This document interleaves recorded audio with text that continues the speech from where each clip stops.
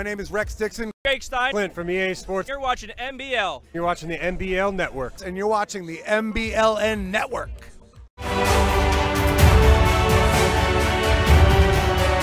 It doesn't get bigger than this, folks.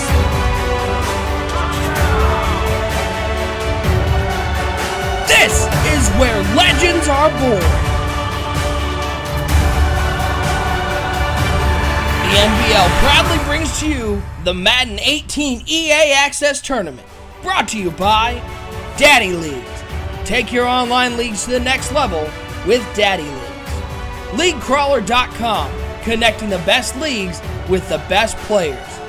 And Web3KS.com, the leaders in affordable graphic design.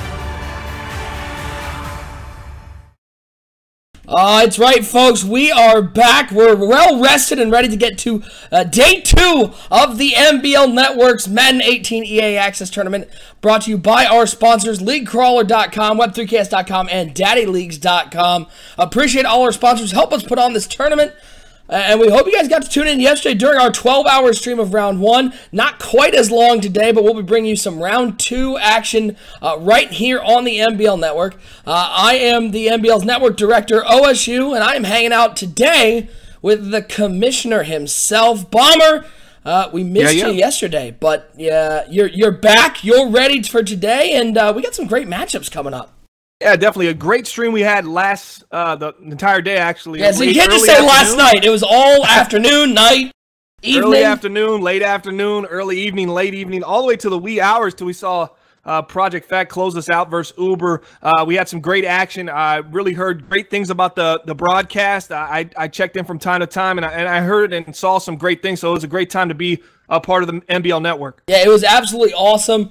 No doubt a little bit tiring, but I can say I am thrilled. Your voice is still here, though, so I'm that's the most around. important part. Yeah, it was all that tea I drank yesterday, and there you go. I got to say I'm happy that we're here for day 2, but I'm also thrilled it's not 12 hours, because that's a lot of work. If you missed us yesterday, check out the streams first of all. We gave away a bunch of stuff yesterday in raffles to our tournament players. We saw some great action. Let's recap the bracket. We have it updated as of last night, so all of the Round 1 action, I believe, is on there. So let's first check out the east side of the bracket. And in the east region, we've already had one early update from last night. X-Hitman, the first one from the East bracket, to move on. Again, not fully updated. We'll have full updated brackets with winners from Round 2 later tonight. Much like we did last night, we will have it all updated on the Twitter at NBL Network and at Bomber League. But some surprise in this first round. Here in the East side, it almost went chalk, Bomber. Doughboy did upset Play a Partner, but we got to see Lip put on an actual exhibition against Unisolated, and Black Phoenix, who we'll be watching today in just a couple minutes, he was able to move on in the second round, but that East region, it pretty much won as most people expected. The one exception being Timbo had to go to overtime in the first round game against Captain Planet, and then got absolutely shellacked in the second round by grid member Hitman. And we're actually more updated further than this, right? Because Ron Effect defeated Lip today, so he moved on to the third round. So there's the next update. And then the Doughboy 50 Shades, has that game gone down yet? Let me check my scores as we are scores in at the second. So far, Ron Effect defeated Lip 27-20, and Hitman defeated Timbo 33-7. Those are the only updates I have in this East region. Yeah, and right now we have Gub taking on Black Phoenix, so we're going to tune into that game as well. We're going to be featuring that game, and then Star taking on the XCFL Commissioner as well, right? Yeah, Super Linear 11, the XCFL Commissioner Andrew Linhart. Good game. It's the Giants versus Raiders, so I'm really interested in seeing what happens during that game. It's looking like a shootout early.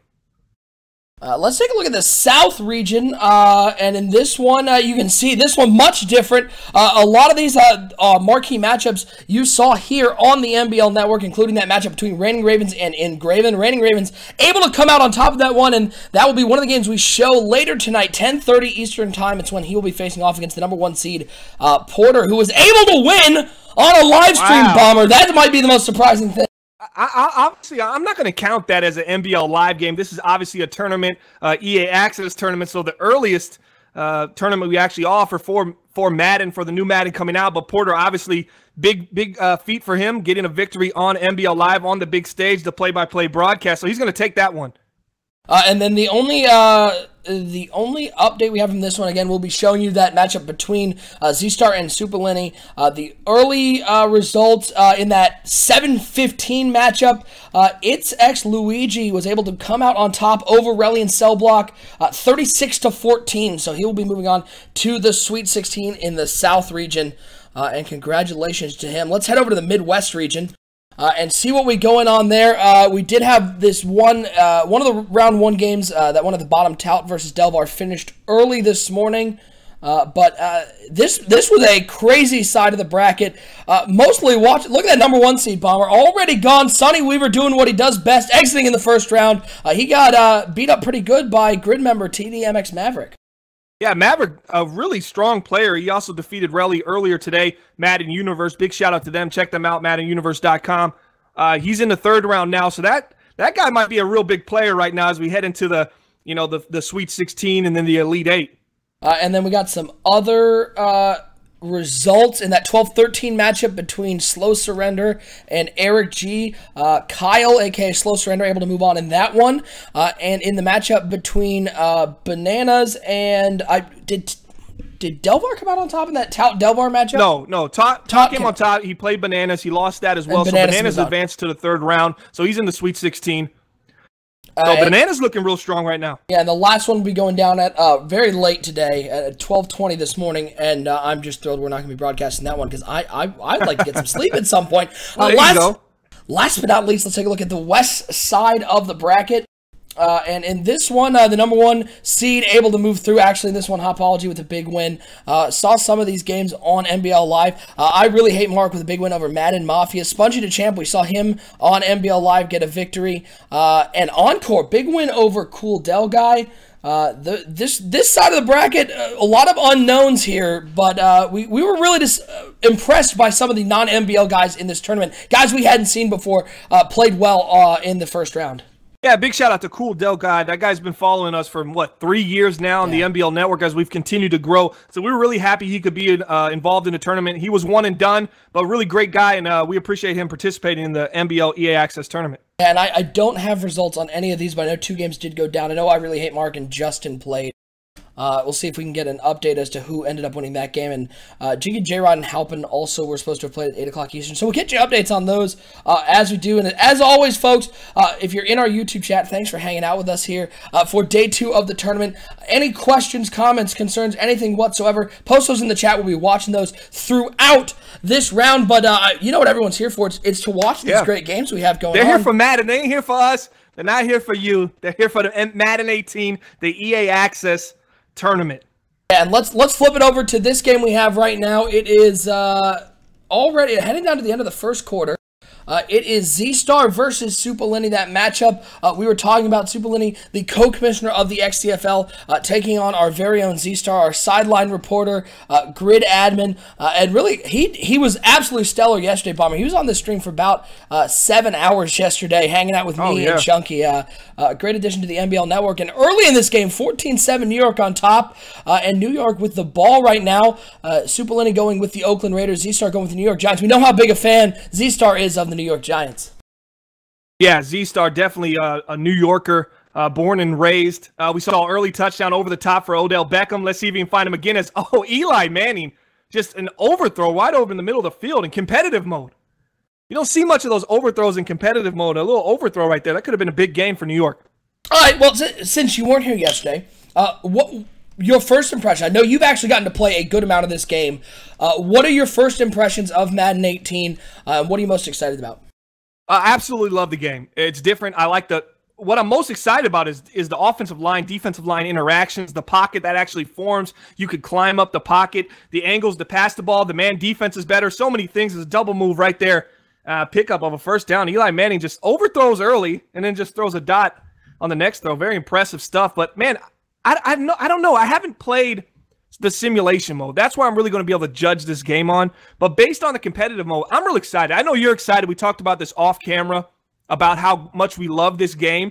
And you can call us whatever we want. I mean, we don't get any money from EA. We don't get anything from EA to say anything positive about the game. But I like the game, man. It's honestly, first impression-wise, it's the best I felt about a Madden game probably ever. Yeah, I think out of the box, this game, I mean, we've talked about it at length as we've been able to actually test out the game and test some of the features, but out of the box, they continue to improve on the game, and I get that there are a lot of people in the CFM community who are looking for more out of EA, more CFM additions, but I'm a person who's a big believer in 90% of CFM is the gameplay is Perkins. Big hole shaking, big! Get into the end zone, big fella! We saw Perkins yesterday have some big game with the New York Giants, and Star able to go up 20-7 in this one. But there are a lot of people who I'm of the belief that, 90% of CFM is gameplay. We play the game, and the CFM is where we play the game. And so the gameplay improvements that they've had in this particular edition of Madden, I've been so impressed with how nice the game looks, how clean it plays. It feels good to play it, and I'm so excited to try out the other modes. Yeah, it definitely is a read and react game. I mean, it's hard to explain. Until you play 10 to 20 hours, I think I'm on my 16th hour of playing it. 16 games, 15, 16 games, and I'm starting to feel like this, it has a little tendency to it where it's almost like every game is different, but there's just certain things you can do and certain ways you can read and react to what the defense and the offense shows that just makes it very lifelike, and that's what I absolutely love. And the man coverage has been phenomenal early on, as you see, which is a welcome addition. Right there. It's a welcome addition to see man coverage actually be effective. Yeah, absolutely. Especially when you're seeing guys, corners who have athleticism or lockdown corners, you're actually seeing them make plays on the ball and not just get beat on a post in man coverage. You're seeing them, they might get beat a step and then they make that step up while the ball's in the air and then they make a play on the ball. It's really phenomenal. It's something we haven't seen in the last couple Maddens, and it's good to see that it's back. Well, and something that will be very interesting to do, to mess around with, again, talking about the simulation mode, this whole tournament on competitive mode, because that's just the mode we're allowed to play on with EA Access and these head-to-head matchups, which I think competitive mode I've compared it to. This is pretty much if you enjoyed how Madden 17 played. This is very similar. I'm interested to see how man coverage plays once we get into simulation mode, because the discrepancy in the overalls is a little step-back move. Oh, man, what a nice move there on the left side. And Oakland and Supolini moving into the red zone to the 13-yard line. I'll be interested to see how that discrepancy in overall plays. Rex Dixon talked about how lower-rated players are going to play actually worse in this game. Lower-rated quarterbacks, lower-rated cornerbacks. I'll be interested to see how man coverage works when you start seeing elite wide receivers like your A.J. Greens, your Julio Joneses, your Amari Coopers play against 75, 78, 80 overall cornerbacks. How the man coverage plays in that instance. Oh, you like to see beast mode take it to the house there against that corner. Come on, beast mode. Janoris Jenkins makes an open field tackle, saves a touchdown.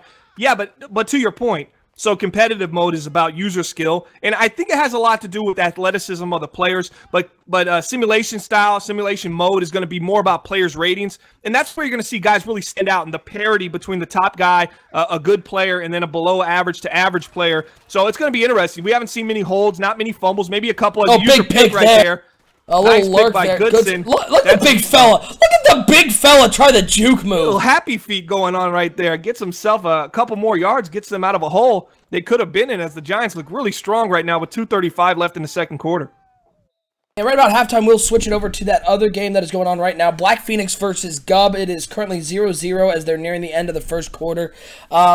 But no, the one thing I didn't expect to be excited about, and I got to try it out at EA Play, but having played it now with our EA Access hours, that Mutt Squads mode is just fun to play. And as Odell Beckham is wide open, get out of here, big fella. Goodbye. 87 yards to the house, touchdown. Look at him stepping his way into the end zone. Oh, that 1-2 punch in New York, Bomber. Odell Beckham and Brandon Marshall is going to be fun to play with if you get a chance to play with the New York Giants. If you don't have a corner that can run stride for stride with Odell Beckham, which there aren't many, it's going to be tough to run a cover three or any kind of cover three press against this team. You need to have help over the top, because this twice. We saw this early in the game. Before we went live on this game, Odell Beckham got over the top, and now we see it again. And that's a New York Giant bread and butter. Get a deep go route to Odell Beckham, and it's to the house. And it's nice throw, nice catch, and it's just too much speed. They say speed kills. It still does in Madden, as you could tell right there. Yeah, but as I was saying, the Mutt Squads, I mean, that mode is fun. And as somebody who has always been a CFM guy, I've never been a Mutt guy, the ability to team up with your friends and mess around in MUT and play games 3-on-3 style. That mode is going to be the one I think outside of CFM, I'm going to be playing with that one so much, and it actually may take time away from the other games I tend to play because that mode I got to play it a little bit today. It's just so much fun to mess around with your friends. Yeah, I think we had a group of guys in the Madden Bomber League that like to play FIFA, like to team up, and that's something we've done in previous before previous releases of Madden as well. Now it's in this game and embedded in this game. It creates another mode and another way to play a game we love. We all love the NFL, and now we get to experience it in a different way in Madden. Jimmy the Fish in the chat saying this Madden game is the best I've played in ages. You spin move easy and block kicks have been fixed. Feels good. Yeah, the spin moves and the stick skills. Again, playing competitive, those stick skills are emphasized, so I'll be interested to see how they play in the simulation mode. But early results, running the ball, boy, it feels good. The run game feels clean, and you're really seeing those things that we talked about with the developers. The suction tackles are gone. Running backs aren't getting caught on their own offensive linemen. It just feels like a clean, easy game to play.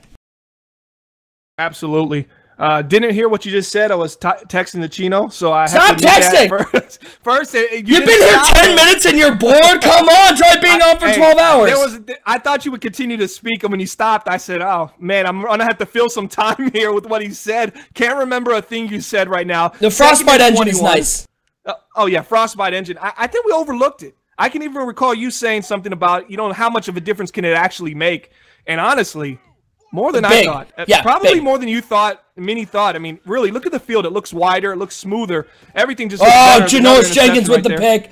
Against the corner route. Trying to run a corner route, throw it a little early. That's that man coverage, though. That corner route was wide open all the time in Madden 17. And now... And right there, it wasn't open at all. You threw it because it was a corner route and you expected it to be open. And you got a premier cornerback like Janoris Jenkins covering there. He jumps the route, makes the interception, and now New York Giants have an opportunity to go up 4 scores. Yeah, 28-7 your score right now. Z-Star, the New York Giants, Super Lenny, the Oakland Raiders. And we've been having an absolute blast with the EA Access Tournament, folks. And please hit that subscribe button so you don't miss any of our content through the rest of the tournament. Again, the winner of this tournament gets that signed Antonio Brown jersey and a copy of the Madden 18 GOAT edition. And I know and who won the prizes yesterday for the people that weren't here? We gave away a lot of prizes. We did. And I wouldn't want them to, not be talked about today because there were some good prizes that were given away. We gave away a Madden, a controller, a T-shirt, 2 T-shirts. We got the list of the people who won. Yep, I'm just pulling that up right now. We gave a lot of raffles away, and again, those raffles all to people in the tournament. So kind of awesome. We still have a couple. I think we still have a hoodie to give away that we'll probably give away during the last couple rounds. So even if you're out of the tournament, still an opportunity to win prizes. And I got to give a big shout out to everybody in this tournament. We have 64 people in this tournament from not just the NBL and Grid. It's about half and half NBL and other leagues, YouTube personalities. And I got to say, I've been thoroughly impressed by everybody in our chat. Everybody in the tournament has been incredibly respectful, incredibly nice, and it's rare to get 64 people together who get along so well, Bomber, and it's awesome to see everybody here really buying into this tournament. It's about celebrating this game, and everybody's been awesome who's been in this tournament. Yeah, everybody's attitude. We're bringing guys from the sim community, from the competitive community to casual gamers into this tournament, and everyone seems to be enjoying the product that's being put out right now. And, you couldn't ask for anything better than that. And everybody's, been respectful, and we haven't had any real issues, man. And that's kind of been a surprise and a good thing, man. Big shout out to our sponsors as well as a back of the end zone interception right there by the Raiders. Raiders staying in this one. Is that a big one again? That's Ben Heaney. How many times was his name mentioned yesterday? Way too many. A lot of Raiders. Raiders games. So yesterday, the winners of our raffles, that NBL custom controller went to Notch08. The 3-month Xbox Live gift card went to Charter04. 2 T-shirts we gave out were to Immaculate One and Jordan Charles, a.k.a. Constable Crim. And then Madden 18 GOAT Edition, we actually gave out at the end of the stream. And no joke, it was randomized and everything. Engraven, who ended up losing that game to Reigning Ravens. Right after that one, we announced the winner of the Madden 18 GOAT Edition. Engraven ended up winning it. And I got to give a big shout out to Engraven and Reigning Ravens, 2 guys big on YouTube, came in, and Reigning Ravens actually started a stream and told everybody to come over and watch ours. Selfless stuff right there. Real cool guys, and Engraven, a super nice guy, and we hope they had fun. We hope everybody has had fun as Oakland just gives it right back. Eli Apple with the interception there, and Eli Apple is going to house this one. Get out of here, big fella. Touchdown, New York, as they go up 34-7. How about we flip over to that other game that's going on right now? Let's switch it up a little bit. Nearing the I got a story to tell about Chino in the chat right now. He just bought his black microphone, the Black Yeti, and he's real pumped about it. That's a great microphone. By the way, if you ever need a microphone, Blue Yeti, Black Yeti, great microphones. Yeah, absolutely. I don't know if it was the Yeti that went down, but he went with the hashtag. He linked to a stream. Guys, check him out. He's in our channel right now. Check out his channel. Give him a subscribe. He does a lot of player unknown battlegrounds. PUBG. Great stuff. That game is great. That game's awesome. Is great, man. Chino's pretty horrible at it, but doesn't matter. I'm bad at Madden. Oh, but big shout out to Chino. So yesterday he puts hashtag Road to Gaming Legend, and he links his stream. Then immediately following, he quote tweets himself and says, "Yeah, we're having a lot of technical issues." He says something like hashtag Road to Gaming Legend postponed till further notice. So the struggle is real sometimes. You know, technology's got to agree with you to make it make sense. And right now we got Gub, the Atlanta Falcons, up 3-0 against Black Phoenix right now in round 2 of the tournament. Yeah, right now this is Black Phoenix versus Gub. Gub, the season 24 NBL Super Bowl champion. Black Phoenix, very impressive yesterday in his first round win. 3-0. Atlanta literally just kicked a field goal. Gub on top, but two interesting teams. Gub going with the Atlanta Falcons. Saw Atlanta a lot yesterday, and thoroughly impressed by the Atlanta Falcons. They are very talented at pretty much every skill position. Cornerback, wide receiver, running back, very talented. But interesting choice here. Black Phoenix going with the Minnesota Vikings, and a team that I didn't expect to see here in the second round. Not one of the most talented teams, but there's something to like here. Although what I'm being told is, Bomber, and you can confirm this, they do not start out with Trey Hackett. Trey Hackett's nowhere near so here. Trey Hackett is an NBL created rookie drafted player from Madden 17. Never lived up to the hype, but, man, tons of potential. It's a nice throw right there. Bradford to Rudolph. Oh, big hit on Rudolph. Big hit late on him. Gets to the 49-yard line, approaching midfield for the Minnesota Vikings. Really interesting choice here, though. Minnesota Vikings, Atlanta Falcons. Atlanta, a much better team. 1st and 10 for Black Phoenix and the Minnesota Vikings. That one just tossed out to Murray. 5-7, 31 yards and interception to start this game for Black Phoenix. Again, we'll keep you apprised on the game that is going on the other channel with Z-Star up big early. But we saw some comebacks yesterday. Black Phoenix, one of those guys, or played in one of those games that had a comeback. He looked like he was going to run away with it, and the Grid's own J-Gut made it close at the end, cut it down to an 8-point game. Supalini as well. He was down 14-0 early and rattled off 35 unanswered points. So we've seen some very interesting comebacks in this one. None of these games are over until there are 000s on the clock. Got a couple people in the chat asking, how do we join the tournaments? First of all, this is our very first tournament we've put on. So there's not tournaments plural for us. This is the big one. It's going to be an annual event. So if you missed it this year, I'm very sorry you missed it, because it's a lot of fun, but you're going to have to apply next year. It is on our website, 365.maddenbomberleague.com. You can actually click that join tab. If you're interested in joining a connected franchise, you can apply to join our CFM right now. The waiting list is growing, so if you're interested in joining, sign up now, because that waiting list is only going to get bigger as we get into Madden 18. Yeah, this tournament's been a blast. 64 people. Bomber, I'm going to throw a curveball on you right now. Okay, all right. I'm going to throw a curveball because I'm feeling nice. I'm in a happy mood right now. And we had a lot of fun yesterday on that 12-hour stream. We're going to be broadcasting the rest of the rounds here of this Madden 18 tournament. I believe the championship game will be Monday. If we map this out correctly, Final Four championship will be Monday.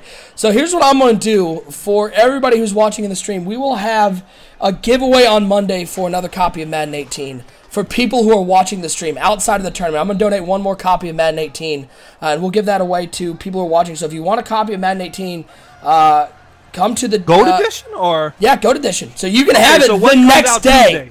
Tuesday is the GOAT edition. You get to play the game. Either I just hiked on $20 to this prize, or that was your plan all along. Look, I put you on the spot. I had to go GOAT edition once. It has to be GOAT edition. No, it is. But you come and watch it on Monday. You can play the game on Tuesday with the GOAT edition.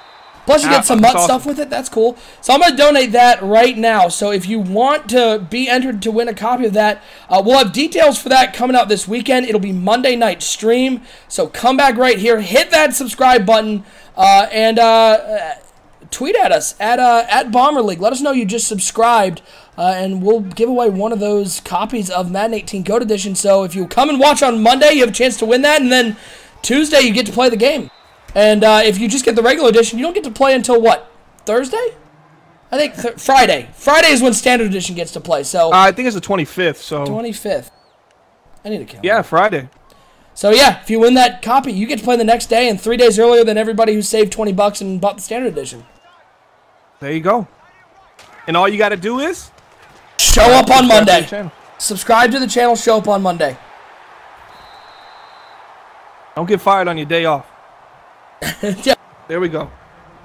We'll try. Well, one I can only hope it'll be in the evening on Monday, so we'll try not to have any streams at like 3 o'clock in the afternoon. We've done it before. 9 seconds remaining. Minnesota on top. Black Phoenix scoring a big touchdown. Atlanta though driving, trying to get something going. 1 timeout left. 7 seconds to go. Ryan in the pocket, looking deep over the middle. He has a man. Get that timeout.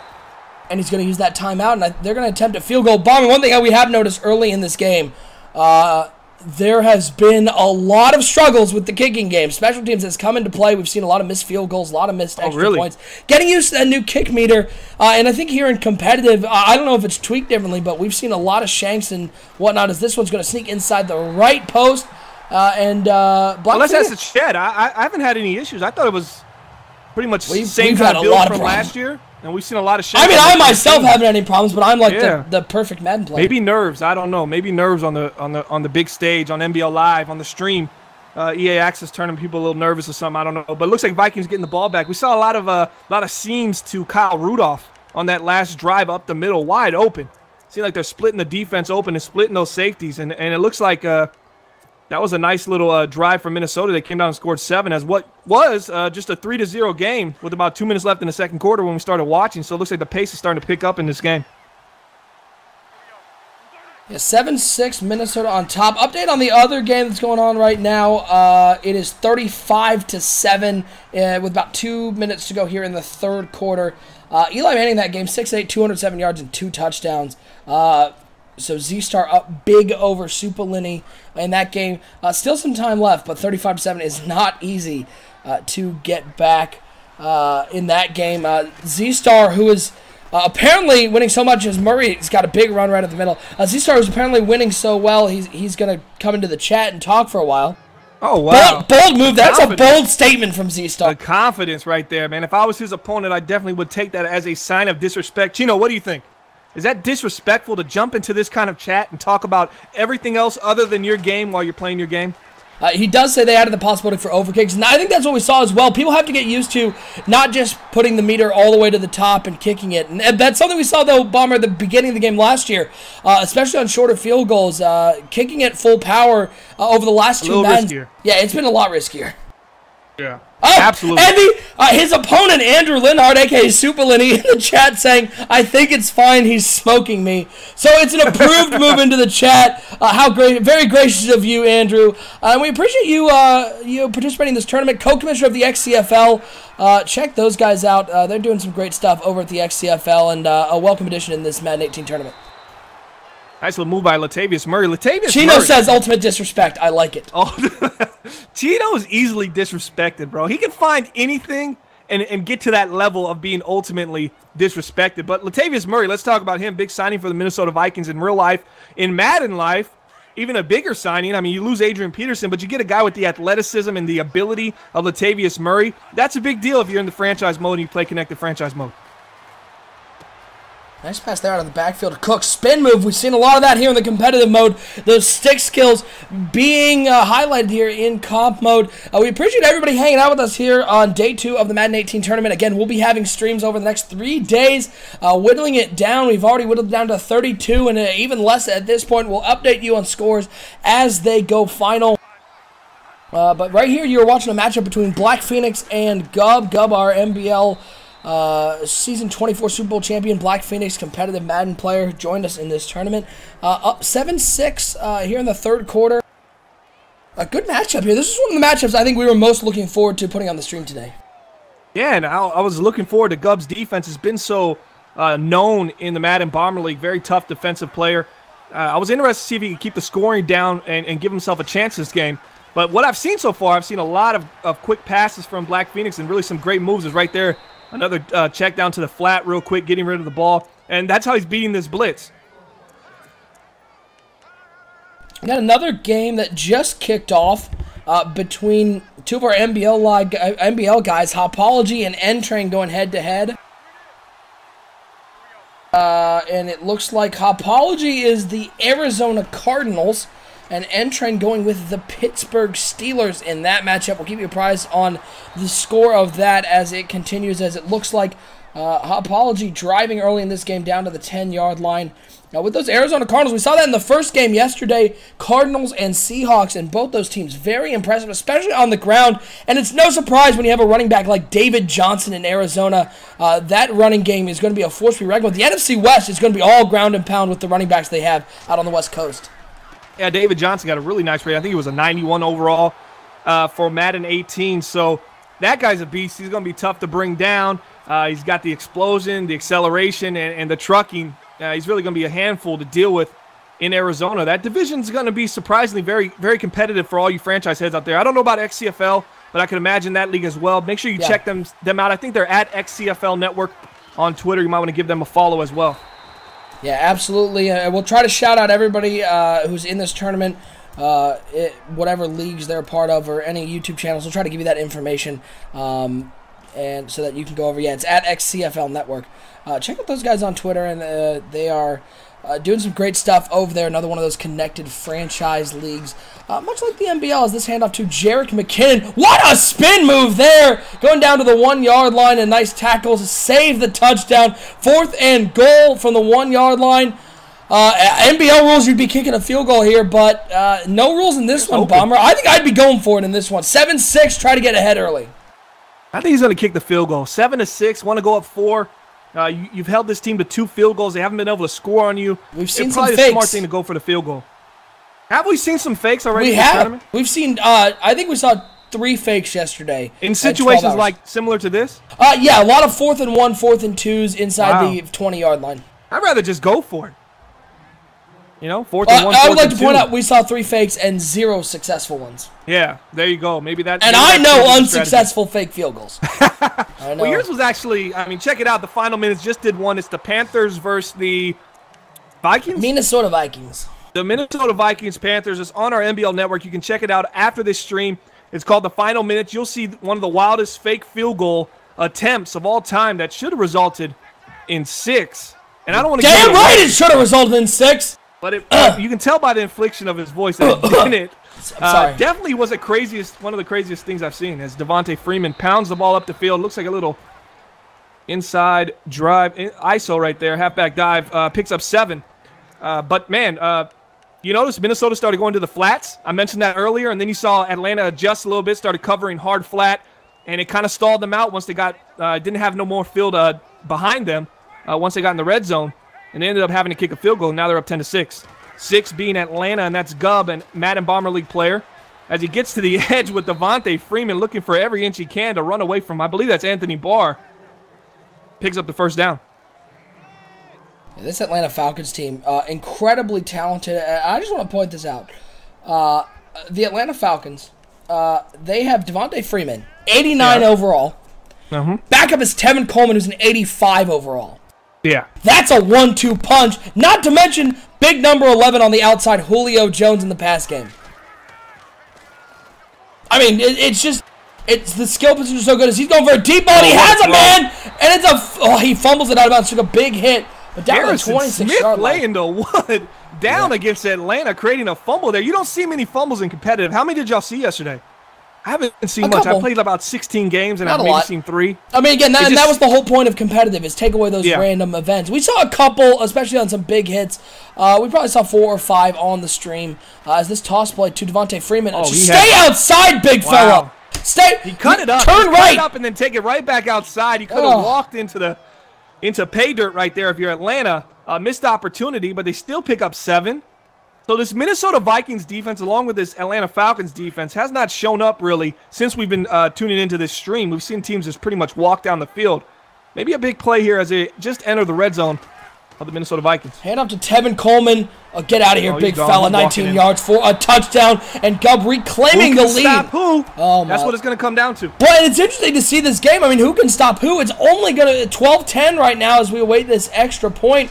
Going into the fourth quarter, the defenses, this is a game I was watching while we had the Z-Stars game on the actual stream. I was watching it on my laptop because I have to have 3 computers in the room at one time to feel fulfilled. Of course. Yeah, and I was watching. It was 0-0 for the entire first half, and now we've reached the second half, and it feels like the offense has taken over.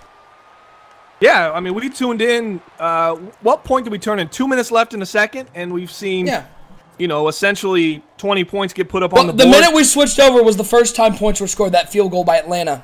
That was the first point scored in the game, right? And the big stage does things to people. You get to be on NBL Live, see a play-by-play broadcast, start trying to score and put some points on the board. As down goes Sam Bradford. It looked like he had what he wanted. He was climbing up the pocket. I have a feeling he was looking for that little seam post over the middle of the field, splitting the safeties. It was open. He was going to take a shot. Didn't like what he saw. Waited just a little half second too late and took the coverage sack. See, this game is not realistic at all, Bomber. If this was real life, if this was realistic, Sam Bradford would have been broken in half because he's made of porcelain. I mean, he would have broken on that play. As we head to the fourth quarter, this one a tight battle, 13-10, second-round action here in the Madden 18 EA Access Tournament. One of the other things I noticed, as this Atlanta stadium, by the way, looks amazing. The new stadium they have in Atlanta, I want to go down and watch a game there. It looks awesome with that ringed scoreboard at the top. As a seam route almost intercepted. Wow, what a play there. And that's one of the things I was just about to mention, so thank you for calling that play out. Clearly it was for us. The safety play in this game is miles. It's heads and shoulders above where it was in Madden 17. Yeah, you don't get the backing up safety. You get an aggressive safety that actually tracks the ball and makes a play on the ball or a play on the receiver. Unlike before. Before they would back up, and then while the ball's in the air, they're still backing up, giving them 10 more yards, and then guys are able to come across the middle, make possession catches, and do all these kinds of things. Yeah, the post route, like as you can see in Madden 17, is a nice conversion there on 3rd and 16. Stephon Diggs with the catch and the first down. That post route in Madden 17 was easily the best deep route you could run, because if you ran anything with one deep safety, that safety would allow you to catch that post route 9 times out of 10. You never see a jump, but I've already seen early in our test of this game that safety jumping that post route, not giving anybody. That was a nice play there, and that's one of those new animations. He missed that post wide open on the play action read right there. Probably wasn't one of his progress reads, but man, he missed that post. Didn't want to make that throw. Maybe that is lifelike. Sam Bradford is the check down king. He tallies in right behind I'm sorry, that's called a West Coast quarterback for all you there we go. Your PC guys out there. A little bit. Yeah. There we go. Cope in the chat saying no deep post cheese this year. No, I mean, again, this game, as that one is intercepted. By Atlanta. Big interception by Gubb. Nice, and that's a user pick. Yeah. Season 24 Madden Bomber League champion Gubb of the Washington Redskins had one of the most feared linebacker cores in NBL history. The Gubb defense. I mean, we talk about the Draco defense in the NBL, but Gubb's defense in Season 24, one you did not want to mess with. Well, but big interception. The one thing we talked about yesterday was how this game is much more dependent on play calling. So, for example, that deep post will work. For example, if you're running a cover 2 with only 2 deep safeties, if those 2 deep safeties aren't in the middle, it will work. And that was something that didn't happen in 17. Yeah. So last year, cover 2 zone was pretty much a base zone that you played could all the time. Use. Yeah. Yeah, because if your safeties were smart enough, they could cover outside as well. They wouldn't get split. Now they're getting split. They're respecting the go routes on the outside a lot more like they do actually in cover 2 zone, and it allows for those slot posts or even the posts from the outside to get into the middle and split those safeties. I'm just moving stuff around on my stream. Oh, there we go. I noticed that we had that MBL network logo in the bottom right, and that's where my camera was for the entire 12-hour stream, and I noticed that my face was covered up, and I want people to see this ugly mug. Okay. I fixed it. Yeah. You're welcome, America. You're welcome. 3rd and 5 now for Atlanta after that interception. Long field goal right now, so getting converted here with Big as he just hands it off to Devontae Freeman, who cannot get the first down. So, yeah, now you got this 4th and 3 on the 36-yard line. It's a 53-yard field goal, and it looks like they're going to be trying to kick this one, extended to a 1-touchdown lead, 4:28 and counting in this game. Right in the middle of the hash marks, the kick is up, and it's good, right down the middle. Kicking is easy, Bomber. It's fine. Yeah, I still have yet to see what you were talking about. So everybody's struggling, but everybody's user error. Maybe I was the missing ingredient. They just needed to have Bomber on the stream, and then there you Once go. Bomber's here, the kicking works fine. Updates on other games. N-Train just scored again to go up 14-7 over Hopology. Wow. N-Train, what teams are being used over there? So what team is hot? N-Train is the Pittsburgh Steelers. We saw a lot yesterday, and that team is... They're loaded. We were talking with Z-Star, who's the Cleveland Browns in this Madden, and talking about how he was super excited. And I'm like, man, you not only have to play the Pittsburgh Steelers and how talented they are, but you have Lip controlling those Pittsburgh Steelers. I would not want to be in that division. Hopology is playing as the Arizona Cardinals. So we got Cardinals and we just had another Steelers. game go final. Z-Star winning that game over Supalini 42-7. So Z-Star will be joining us right here on the stream in just a little bit. But thanks to Supalini, Andrew Linhart, co-commissioner of the XCFL, for participating in the tournament. And if you're in the XCFL or any of our leagues, other leagues, we hope you'll join us next year in this tournament. It was a lot of fun. I know a lot of people were, as a first-year tournament run by another CFM, interested to see what it was like. And from what we've heard from everybody, Bomber, everybody's been super happy about how things have gone. And this has really been just about having fun with the new game. Absolutely. This is just to say, hey, let's do a kickoff to a new game coming out that we all play. I mean, XCFL, as far as I know, I'm 100% sure. They run August to August as well. So this is basically saying, hey, man, cheers to another Madden season coming up. We bring competitive guys in. We bring YouTube streamers in. We had Uber YouTuber. Big shout out to him. We'll be doing a giveaway on his channel tomorrow. A video should be coming up for a Madden 18 Gold Edition. So if you're interested in getting in that drawing. Giveaway Madden 18 everywhere. Madden 18, we're giving it out everywhere. We're tossing it left, we're tossing it right. You would think we're TFA's playbook, as many Maddens we're tossing around. Got him. You see the key word there. Got him. Right? Got him. So we're giving out Madden. Go check it out. Uber, YouTuber, just search it and go ahead and give them a subscribe. And there should be a video out tomorrow about how to win Madden 18 Gold Edition on that channel. We're giving out another one here on Monday. So a lot of positive things coming from the Madden MBL network. And we want to bring all leagues in, especially next year. We want to say, hey, man, this is what we do, man. We'd love to give your league and put you on the shine and give y'all some spotlight. So, seriously, is anybody excited for Madden 19 already? Is it Madden 19 time? Somebody hates Madden 18 and is ready to say... I'm ready for Madden 19. Yeah. I'm switching over to 2K Madden.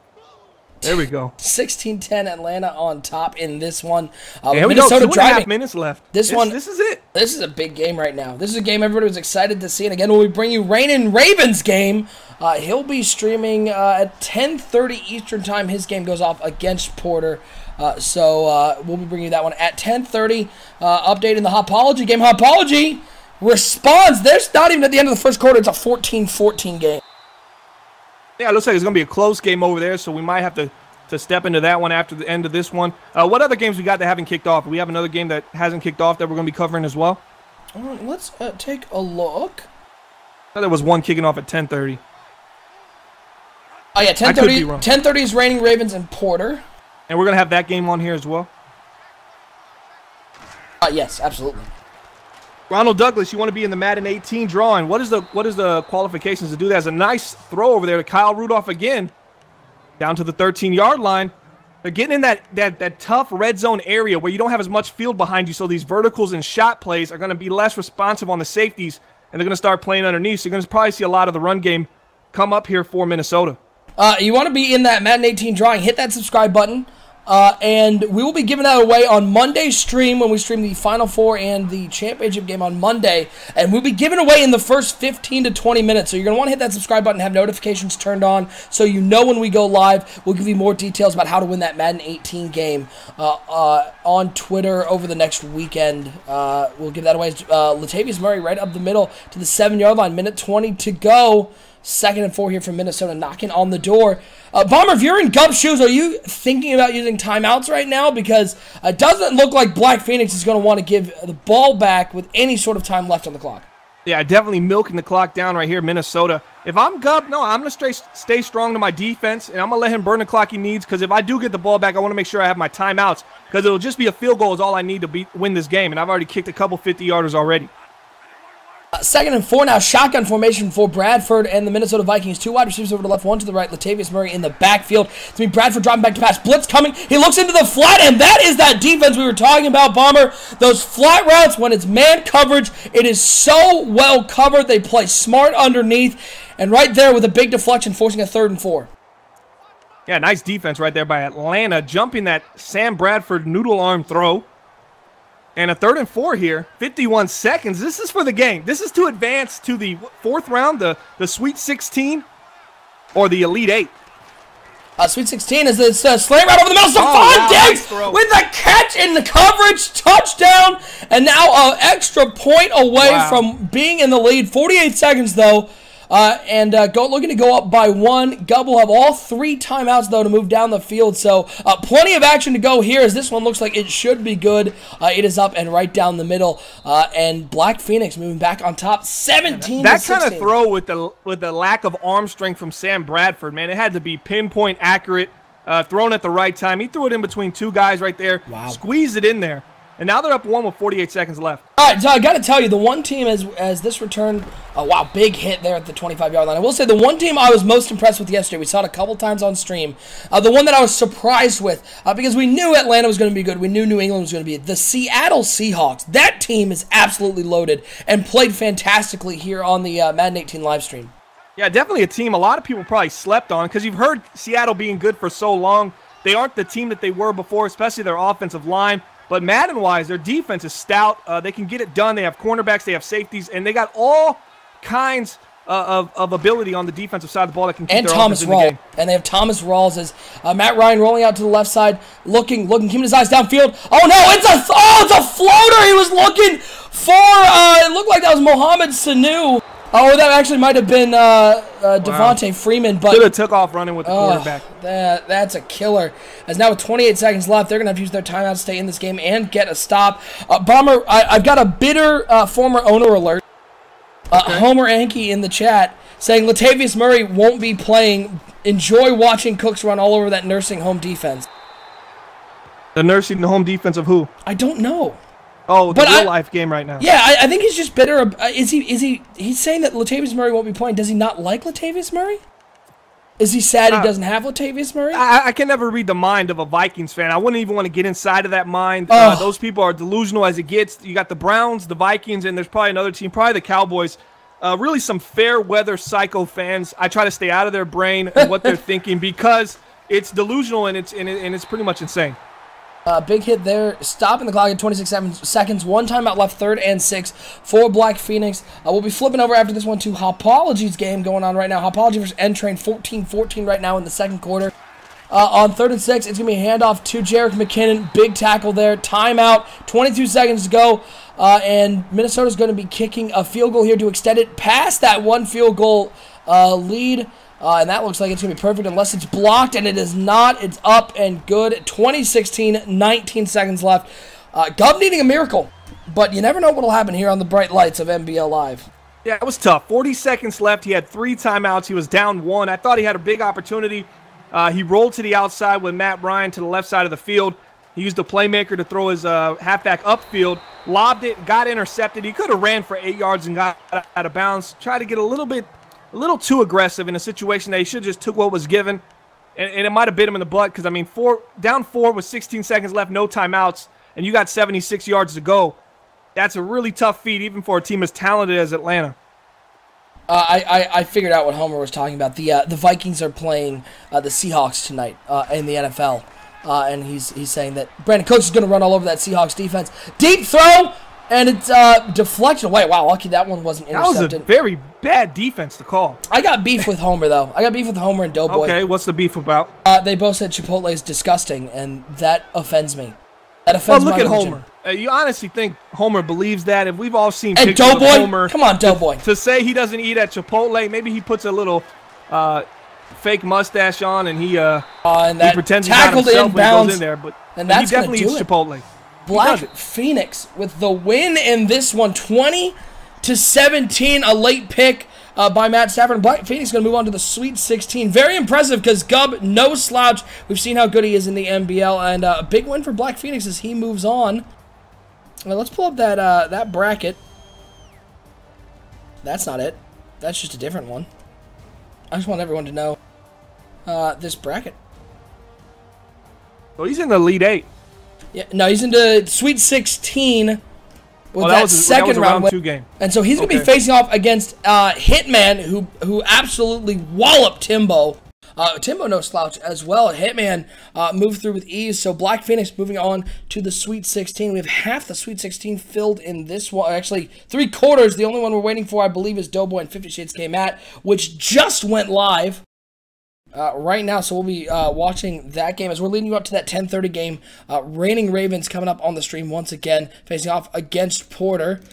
But we're going to switch over to another game right now, and I guess I should give Bomber the link to this one. You probably want to watch it. What's up, Star, man? Star joins the chat right now. Big win for you today, man. Yeah, man. Bomber, welcome back. Glad to see you feeling better, man. Welcome to the show, man. Hey, welcome to the show. Remember, you joined the show while I don't get a welcome? Well, no, he's getting welcome because he's coming. He can't welcome me back. He just got here. So welcome. I'm opening the door. Here, come in. Come in.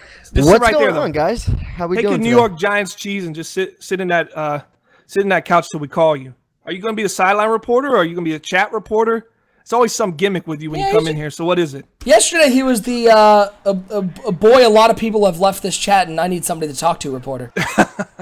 What yeah, formation? Yesterday we were just kind Antonio Brown is right now on the offense. What in the blue hell was that formation? Hold on, as Antonio Brown actually ends up catching the ball and fumbling it, and it's picked up by Arizona. I'm clipping that because I think it'll catch what I was seeing. Where this is live. Look at this, folks. Antonio Brown's coming in motion here. Yeah, he's just going into the offensive line. He moved one of the offensive linemen out to the right. Is that against NBL rules? Come on. I'd have to see. I gotta see it. You gotta. Here, I'll send you this link.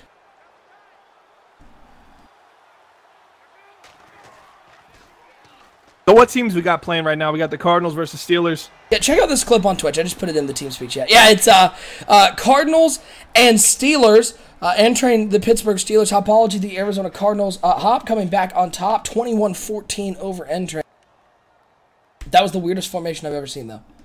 That was absolutely baffling. Yo, that's not even, that can't be legal in real life. You can't what move, was that? You guys can't move at the same time either way. What was that? How was that possible?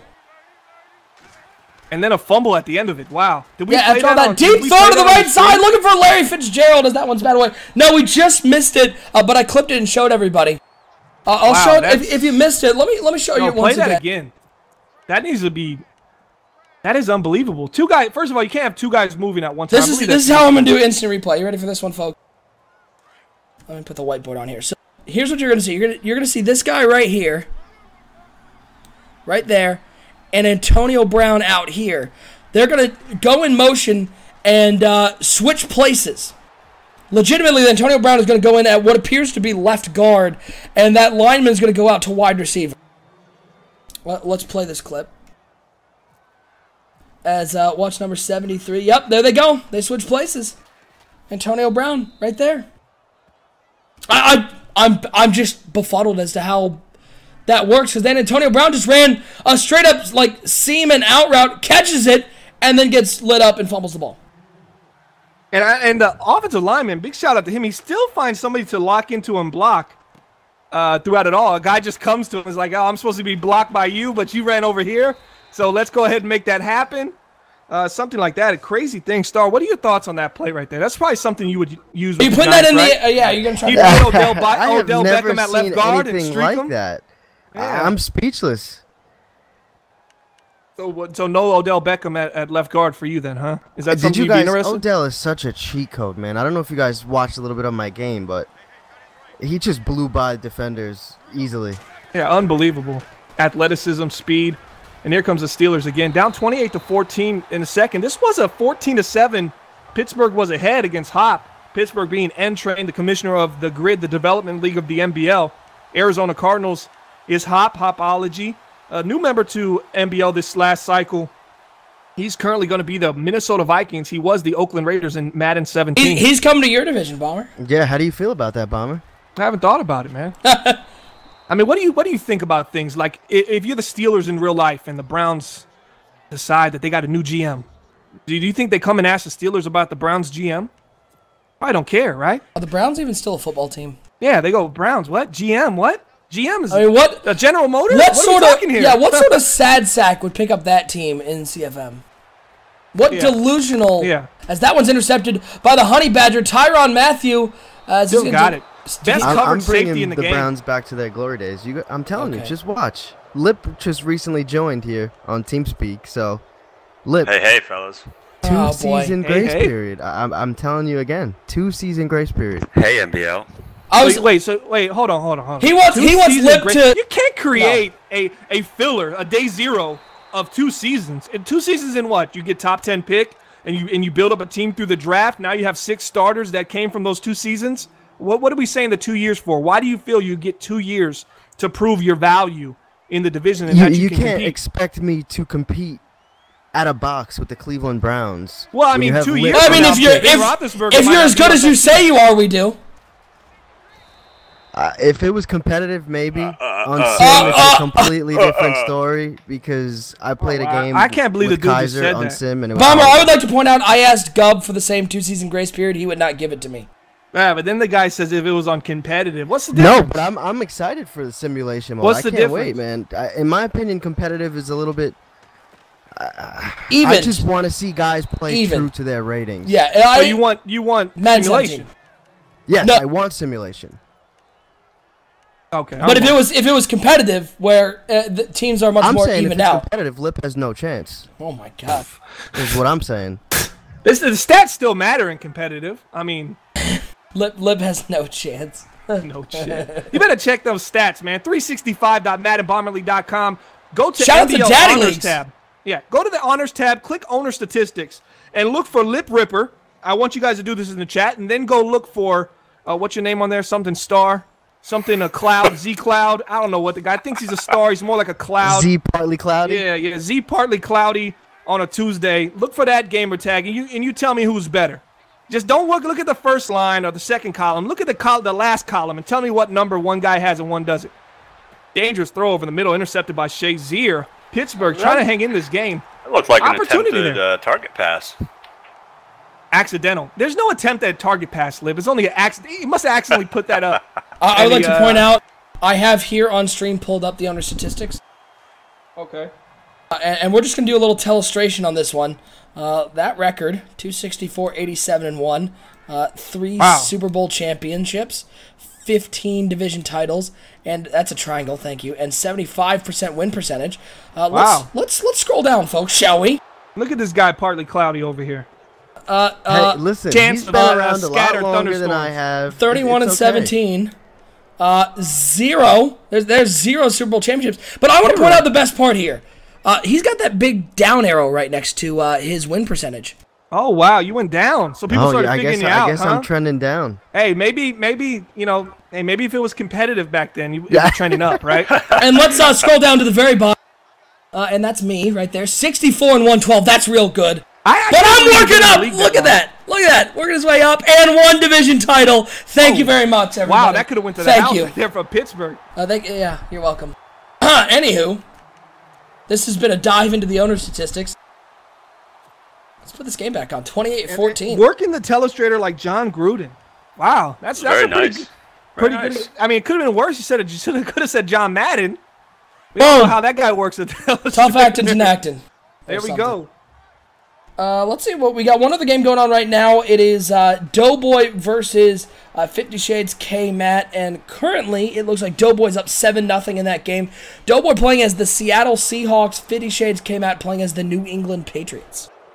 Wait, I got something to say. So at the end of this half, Pittsburgh decides to throw a bomb. You know, it's the end of the half. He says, why not? I'm going to toss it up there, give my guy a chance. This Madden, I'd be a little more cautious to do that for this reason. The downfield blocking off an interception has been phenomenal. I think that is one of the best tuners they've made in this game. The blocking after a turnover, it makes it a lot more dangerous. I've seen interceptions happen where you throw it in the end zone. I did it versus Liv. I threw a pick in the end zone. Shazier caught it, and they turned the field on me quick, real fast. So that would be something I would consider, especially in earmuffs, simulation mode. I don't want Partly Cloudy to hear that. In simulation mode, I'd be a little bit more skeptical to throw something Boy, like when that. is stuck? Maybe That on a draw. nickname stuck? Well, Bomber's Partly been Cloudy? calling me that for like a week. I'm starting to get used to it. But then I guess I got to switch it up. Z-Star. D-Star. The competitive guru. So you're gonna win this tournament then, huh? Because this tournament's on competitive, right? I'm feeling pretty good. Yeah. Well, you Heading don't into have the Sweet 16. I'm feeling confident. So when we see him with the Browns and then Odell Beckham there, dude, we got to say something, right? Yeah, prove how good you are. Beat the Browns next round. Oh wow, that's a challenge right there. You know, RG Madden was the Browns. Bad throw. If right that one's there. intercepted, Ben that one was covered the whole time. There was no way that was getting completed. And that's the middle linebacker, number 20, Dwayne Buchanan. Used to be a safety. I think it's Dion. I don't know. I think it's Dion. Relax, Buchanan. competitive. It is what I said. All right, so Buchanan with the interception. And he moved from safety to middle linebacker, man, and he was one of the best middle linebackers Dion Buchanan. in the NBL. There we go. That's correct. He was a top 25 player, I believe. Top 25 player, yeah. In the Good NBL. player. Yeah. You know who wasn't? Peter Legursky. Oh, my goodness. Hey, four guys here. PLG. Come on, everyone in the chat. PLG. This is weird to do because nobody can yell back at me. So I'm trying to figure out what PLG even means. Oh, I got it. Peter Legursky. Oh, we call him Peter Legursky because he played like a girl. Oh, got him. You shut your whore mouth. 28-14. What other games we got going on right now? This is a 2-score game. This is about to be a 3-score game here in a second for Arizona. They could punch it in. I feel like they've been inside the red zone at least 3 times already. Haven't put points on the board. It's definitely coming there as a Jermaine Gresham, former Cincinnati Bengal. Gets it in there. What else we got? My wife brought me another tea. She's the best. She left? Okay, she's okay. Huh? What? Bye! As OSU talks about the tea he has. All right, so we're on the 3-yard line here. Carson quite a Palmer. bit yesterday. Handoff up the middle. There goes David Johnson. What do you think, Lip, about David Johnson? What about his rating? Was he a 91 in the game? I think he's a monster. And I was kind of surprised, but I don't know, man. I didn't follow them as much as I should have. I had him on my fantasy team. He's a monster. Oh, he was just a beast. Oh, he was I points think galore. West Coast. He's a monster. Yeah, in this game, he's the number 2 rated running back behind only Le'Veon Bell. 94 overall. About that? He was 92 speed, 91 excel, 93 agility, 90 awareness. He could catch the ball out of the backfield too. He's got pretty good hands. He's a He very good does all-around edge back. out Le'Veon Bell with a 76 catch rating. All right, they're asking in the chat, anyone going to be up to watch a late night round 2 game from No. XX Dynasty XX? Who's that? No. Who's he in the tournament? What team are you in the tournament? What player? I'm unaware. Star, you know who this is? I believe that game is getting kicked off at 12:20. Who is it though? What are the 2 players? Star, is that in your Hold on, let me double section? check. Yeah, I name's just can't Z-Star, remember you their don't usually names know. off the top of my head. Let me check. Yeah. Is that So at 12:20 we have Immaculate One versus number 1 X draft pick who looked really good versus Chunky yesterday. So that should be an interesting one. Illmatic 1, I believe that's with I don't want to say the league wrong. I think I'll have to look. I'll look it up on Twitter. Yeah, I got I think it's the commissioner of do y'all have the information in front of you? USFC USFL. League? USFL. Wait, no. Isn't USFL wasn't that the thing? Ultimate Sim Football League. Okay, USFL. Yeah. Good guys on Twitter. Not Make the sure you give them a UFL, follow. that's a different thing. Actually, Yeah. the USFL is also, I think, a soccer league. Yeah, something like that. Make sure y'all give them a follow on Twitter. I'll have their Twitter handle up in just a minute. We'll switch over to a different game in just 1 second. Yeah, I'm sorry, USFC. USFConline.net is their website. USFC. And you can find them on Twitter, USFC Online. If you're looking to join a Madden football league, sim style league with full off-field immersion, they're trying to do the same kind of thing NBL does. You know, they're pushing that kind of thing. We've talked to them. I've talked to them through DMs and stuff. Man, good guys. Give them a follow and get in contact with them. You can find at usfconline.net. If you're looking for a league, that I don't know what their waiting list is. I know NBL's is pretty crazy. I think we've had like 20-something applications in the last 2 days alone. So it's probably like a 30-application wait just to get in the grid, our development league. So it's pretty crazy right now. If you're looking to get in something to start right now, you have XCFL. XCFL XCFL, and stroke over there? You doing okay? Man, I don't know, man. These USFC, XCFL, that's tough, man. Hey, you want to know? Tough to say. Say that 5 times fast. Hey, you want to know where else you can find USFC? You can find it right on leaguecrawler.com. One of our sponsors of the Madden 18 tournament. Yeah, just go there to find a league. What am I saying? They have great leagues. You can rate the leagues. You can look at the leagues, look at their ratings, look what their members say. As number 21, Patrick Peterson takes us east to west and spinning back. Oh, goodness. Oh, he almost left. I will say, League Crawler, great saying, connecting the best leagues with the best players. But, Bomber, I know you missed our stream yesterday. You were able to watch part of it. But I came up with a new slogan for Daddy Leagues, and I'm going to let them use it. The new slogan. Poppy, you let him know that? Yeah, or? Poppy, here. Well, I haven't. Are we letting him know now? We're letting him know now. I said it on stream yesterday, but the new slogan for Daddy League should be, if you're not using Daddy Leagues, you're doing it wrong. Okay. Because that's true. If you have a CFM and you're not using Daddy Leagues, you're doing it wrong, because they give us the best tools to run the CFMs. So head over to daddyleagues.com if you're running a CFM. One of our sponsors here of the EA Access Tournament, along with League Crawler and our graphic sponsor, web3ks.com. They do that overlay you see here in the tournament, our NBL Live overlays, and a bunch of other graphics for us. So if you or anyone you know needs graphics done for an affordable price, head over to web3ks.com, the leaders in affordable graphic design. Big shout out to all business at web3ks.com. As we have moved forward with our network and grown the network, we have been using them really as long as I can remember, and the graphics they put out and all business does, it's just absolutely phenomenal. Yeah, and shout out to Daddy Leagues, daddyleagues.com. They also do stuff for Diamond Dynasty if you play the show. Some great stuff there. But I love that game. I think you made a great point about Daddy Leagues yesterday. You said, if I started a league today and I hadn't been in the NBL, I probably wouldn't think I needed Daddy Leagues. And then if I got Daddy Leagues and I actually had it, I think, how did I ever have a league without it? And I think that's definitely how people feel when they get it. They go, wow, if I'm not using this tool, you don't know what you have until you actually have it, kind of thing. So it's definitely something. If you don't have that for your league right now, you're missing out on an opportunity to connect your league. Unlike anything else out there, they're the #1 hosting site. You can go to daddyleagues.com and get your league on that site today. Yeah, I mean, I don't know if you guys remember last year at the beginning of this cycle, we didn't have Daddy Leagues for a little bit, and it just wasn't the same. No, we had Daddy Leagues. The Daddy Leagues just wasn't connected because there was no app. Still had Daddy Leagues, though. Now you're in timeout. Put him in timeout for 30 seconds. Can we do that on here? Boot from channel. Boot from channel. Calm down, competitive. We're going to switch over to another game right now. What do we got? What do we got? Rain and Ravens? Second half just started in Doughboys game. That's what we're going to switch over to. I'll post the link in this chat. And what's the scenario? Let everybody in the chat know what we're going into. 7-0. Seattle is on top. Seattle being in Doughboy. The Seattle team is... I was so impressed really with them. good. Yeah. You know what? That might be a result of competitive, because the line play is so bad for the Seattle. As another interception there by the Arizona Cardinals, just making plays on the defensive side of the ball. Their offensive line is not very good. Yeah. And you're not seeing it really factor in as much as it probably would on the simulation side, where the ratings are really going to matter. We got this other game up. This is continued second round action. Doughboy versus Fifty Shades K. Matt. 7-0 Doughboy on top. Defensive battle early in this game. And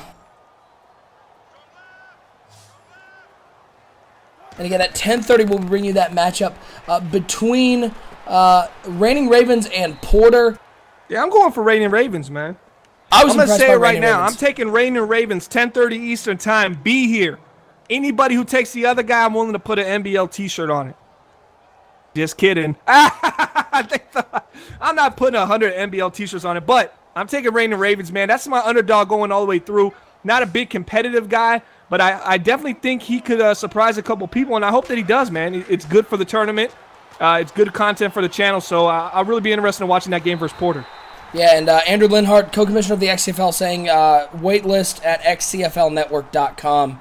You can join the waitlist there if you're looking for another league, and you can join our waitlist at NBL for the NBL at our website 365.maddenbomberleague.com. A lot of great CFMs out there, and we appreciate everybody from other leagues who came and joined us in this game. One thing I'm noticing right now, just watching this game, Look at the shadows deep down the field. It legitimately looks darker on one side of the field, and I don't know if that was in Madden 17. I didn't notice it much, but I was sitting there thinking I needed to adjust my brightness, and then I'm like, oh wait, no, it actually is just darker on one side, and that just goes to the updated graphics in this game. This game looks so realistic.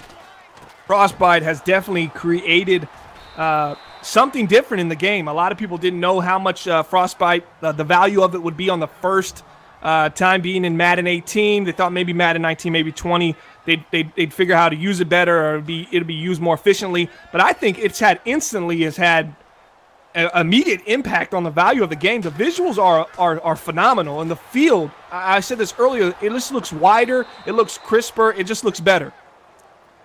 Update on the Hopology N-Train game. Let's remember, N-Train was up in that one 14-7. Hopology has now routed off 35 unanswered. He's up 42-14. Yeah, it's over. Hey, Lip, you were here yesterday. I gotta tell you, want to know what my favorite part about yesterday was? It was getting off stream and getting Taco Bell. Oh, absolutely. What a throw there. What a deep ball there. Really underplayed by some really good defenders there. But seriously, that T-Bell, it was top notch. Well deserved after 1:30 in the morning. Marathon. I told you to send me a picture of it, and I never got it. That would be because I ate it so quickly there was no picture to be had. We talked about food quite a bit yesterday. It turns out when you have to fill conversation, hard work. Yeah, when it turns out you have to fill conversation for 12 hours, eventually there's just no more to talk about on Madden.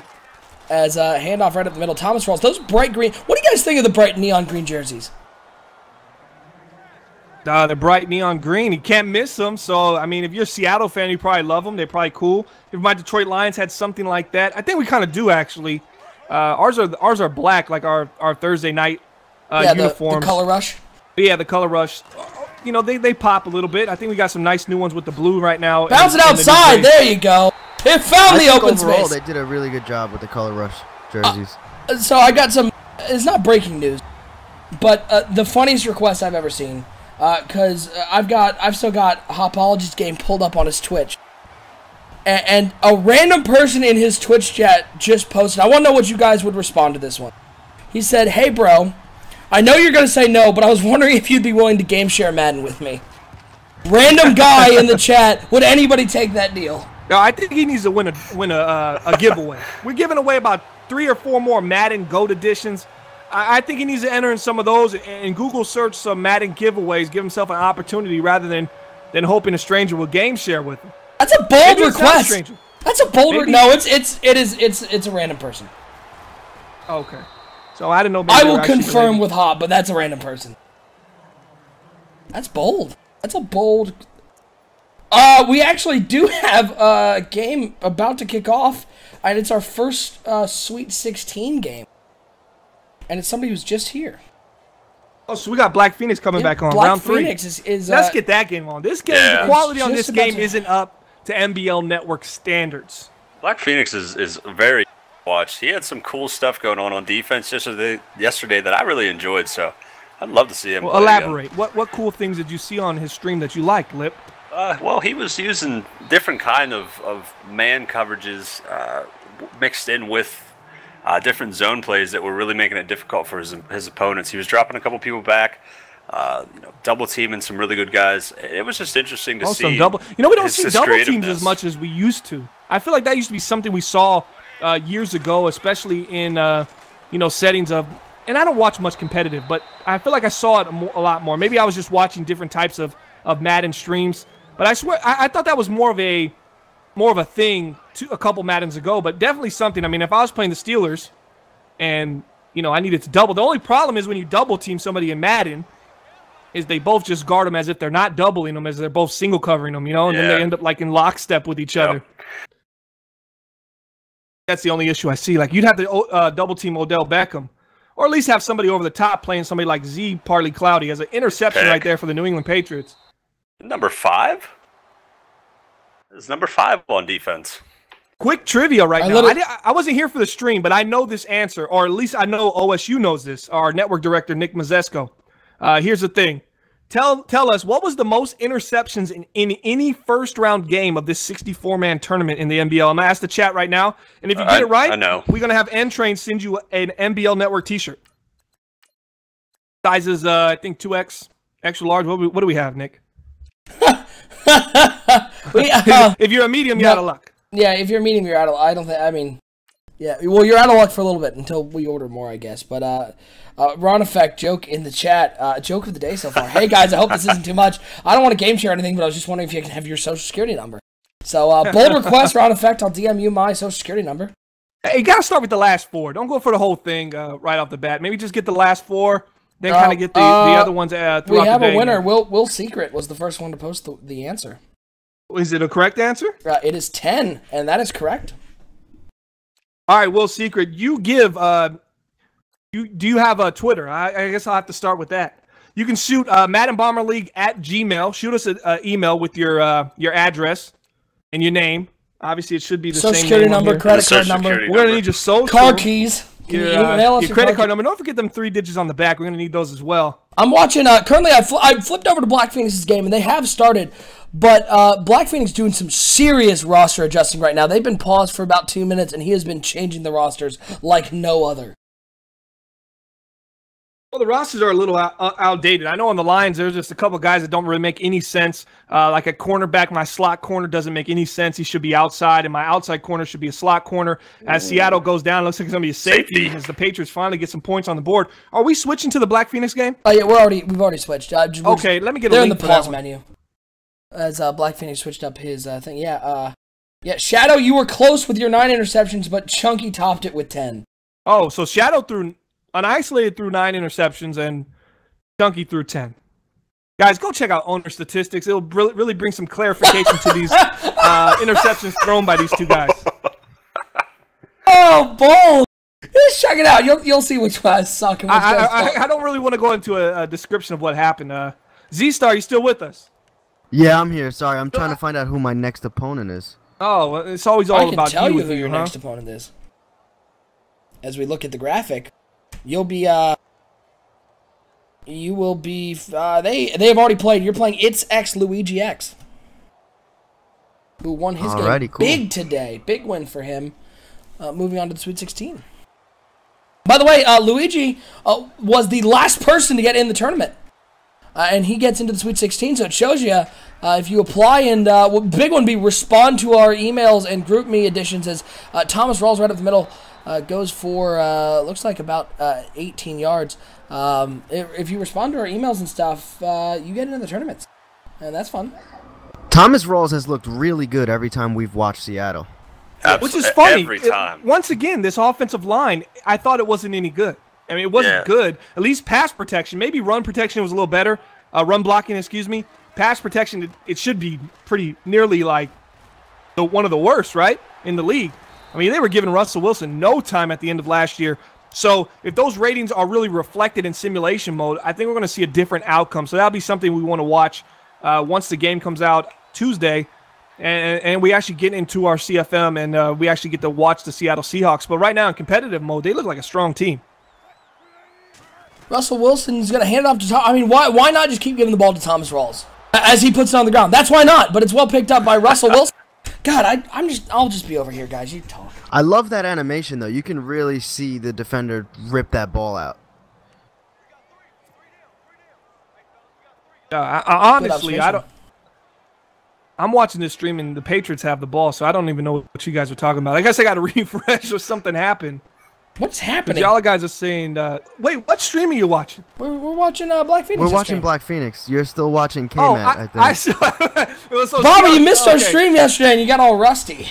Yeah, give me, can I get a link to this Black Phoenix stream? I guess it's already in the down chat, there. right? Yeah, you sit over there and be quiet. I was like, yo, they don't have the ball? What's going on? Thomas Rawls is not getting the ball. What are you guys talking about? A ball on the 23-yard line. Black Phoenix, of course, the Seattle Seahawks. Hitman, the Dallas Cowboys. Shotgun formation for Russell Wilson and the Seattle Seahawks. 3 wide receivers, 2 over the right, 1 to the left for Thomas Rawls in the backfield as Wilson dropping back to pass here on first and 10. He's going to dump it off to who else but Thomas Rawls. And he makes a man miss. He makes another man miss. Get into the end zone. Big fella. Touchdown, Seattle. And that was something we saw from Black Phoenix yesterday. His stick skills are really, really good. And if you miss tackles, he's going to make you pay. Yeah, and we talked about it a bunch yesterday. I think that your control with these players in this Madden is unlike anything we've seen before. Like you saw there, that if you can actually have the stick skills like Black Phoenix does, you can make guys miss just by making little moves, not the ball carrier moves, but just moving them yourself. And you have tons of control with your players on both sides of the ball this Madden.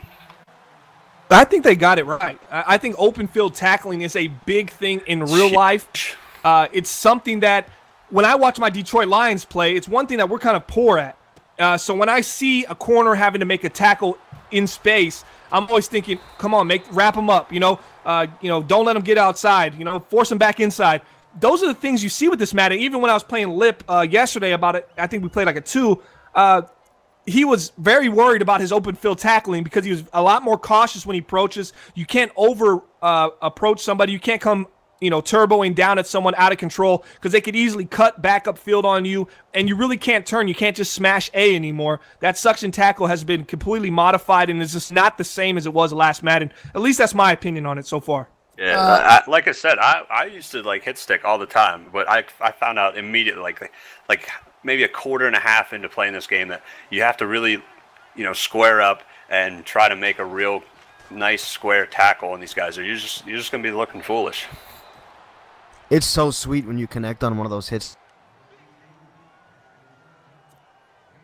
Okay, I moved you over here for just a second. Me? Yeah, you. Yeah, I moved you to the waiting area. Are we live right now? No, we're in the waiting area. No, but they can hear us. Yeah, they can hear us. I just wanted. I'm in trouble. Everyone's gonna get to see what's going on. I just wanted to let you know that if anybody can't tell, Z-Star is he is not going to win this tournament. And I have to tell you this here and with everybody at home that Z-Star may say he's going to own Lip, but there's no chance that happens. No, not at all. Why? But Lip's not in the tournament no more. Well, own Lip in NBL. There's no chance. No, it's not. Right? Okay, yeah, Star has 0 chance. I just wanted to confirm over here. He's the Browns who have 0 chance, and then he's himself with his 2 thumbs, which is 0 chance. So anybody out there who thinks Z-Star actually has a chance against Lip, it's not going to happen. It's less than 0. Like I said, 365.maddenbomberleague.com. You click the honors page, and then you go to owner statistics, and there's your chances right there. It's just math. It's nothing personal. It's just math. It's not. We just had to let everyone know. Anywho, back to everyone else. Oh. Hey guys, what's going on? Nice play by Sherman there to come over and just get a hand in there. And what are the chances that they didn't even realize that they weren't on the screen anymore and they just continue to play-by-play call the game? 100%. I know Star was over there going, yeah, that looks like me when I roll out the pocket with the Browns. It definitely happened, huh? You moved us out of here? No, I'm not talking about. Bob and I had a little sidebar. He said, "No wonder you guys weren't talking." So we moved to the waiting area. Yeah, we discussed a few. Quiet too. Discussed a few things about Star and his real potential to beat you in that division, with it being less than 0 or at 0. It's at 0 or less than 0. That's where I'm at as far as mathematically. It is not personal, Star. It's just math. As here comes the Cowboys, and we'll that see. Blocking, even 41. All I'm gonna say is we'll see. He doesn't stop blocking. He's still blocking. So we're Star and I still on the stream, or no, you guys. No, it was just me and Bomber. We had a sidebar. It was just a sidebar. It's fine. Don't worry about it. We were just talking about how delusional Star is. Really, it was all good for you, Lip. We were talking good things about you. You guys will see. That's all I'm gonna say. Watch, just watch. Yeah, I just saw the two. I saw a guard and a tackle switch sides. No, that was a guard and a guard, right? Oh no, it was a guard and a tackle. Was that? Oh, Lip, did you miss our clip from earlier? Maybe ID the mic changes them. I don't know. No, it shouldn't. I thought we had Antonio Brown on the offensive line earlier. Yeah, I thought you can only move one person at a time. As long as it's not, as long as it's supposedly you can move them. You can't put 2 guys in motion at the same time, but that's considered switching positions, and that's fine. Okay, so the offensive line can move around, but wide receivers and like moving from slot to stack or something on both sides would be illegal, right? At the same time. Correct. Okay.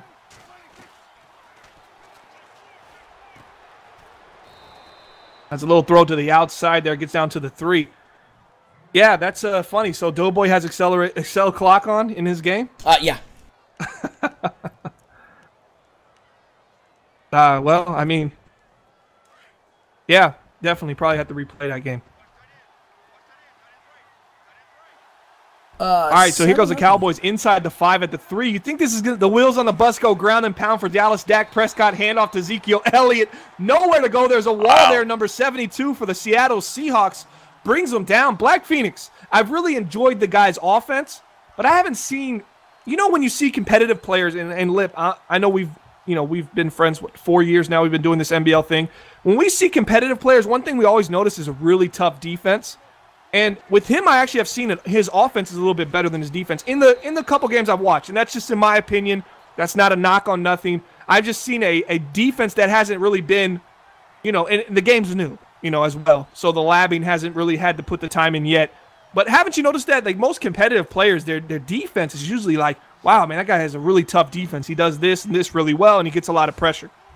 Yeah, a lot of that I've seen. You don't see like extremely high-scoring games a lot because you're right. They do have a lot of good game plans on defense, and I think that's something that will come with time as guys get used to the game, get used to the way the man has been changed. I guess back of the field tinkering with zone a little bit. Did you see that touchdown? Nice throw to Dez Bryant. Dak Prescott steps up in the pocket, sets his feet, drills one to the back of the end zone, and a nice throw. We got a 7-7 game. You got Hitman versus Black Phoenix, and it's 7-7 going to the end of the first. Very similar to the game he just came from. So this is the Sweet 16 right now. He was in the second round earlier playing against Gubb, and it was 7-3, I think, to end the first. So some really close games from Black Phoenix. He's been able to pull them off. He came down and scored a drive with under a minute left in his previous game.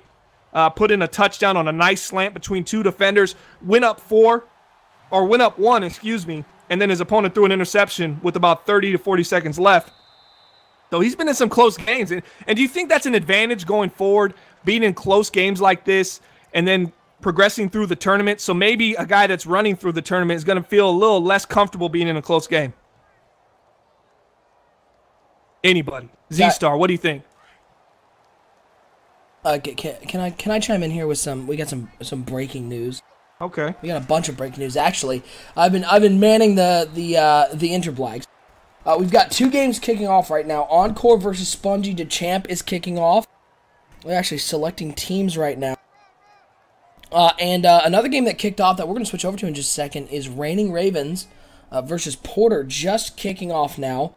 It looks like Encore is going to be the New Orleans Saints. Spongy's still choosing his team. But we're also, the more interesting one is we're going to have a special guest here on the stream for this Reigning Ravens Porter game. Okay, who was that? It's going to be the ex-CFL co-commissioner himself. Andrew Linhart's going to join us in just a little bit. Oh, that's cool. And hop on and talk about his thoughts on the game, and we'll get to chat with somebody from another league here and get his thoughts on what he thinks of Madden 18 and his game earlier today. So yeah, anywho, carry on with your conversation. I'm going to make sure that some of these games are actually up, and we will switch over to the Reigning Ravens game. All right, right now, so we're switching to Reigning Ravens. We ain't staying with the Black Phoenix game right now?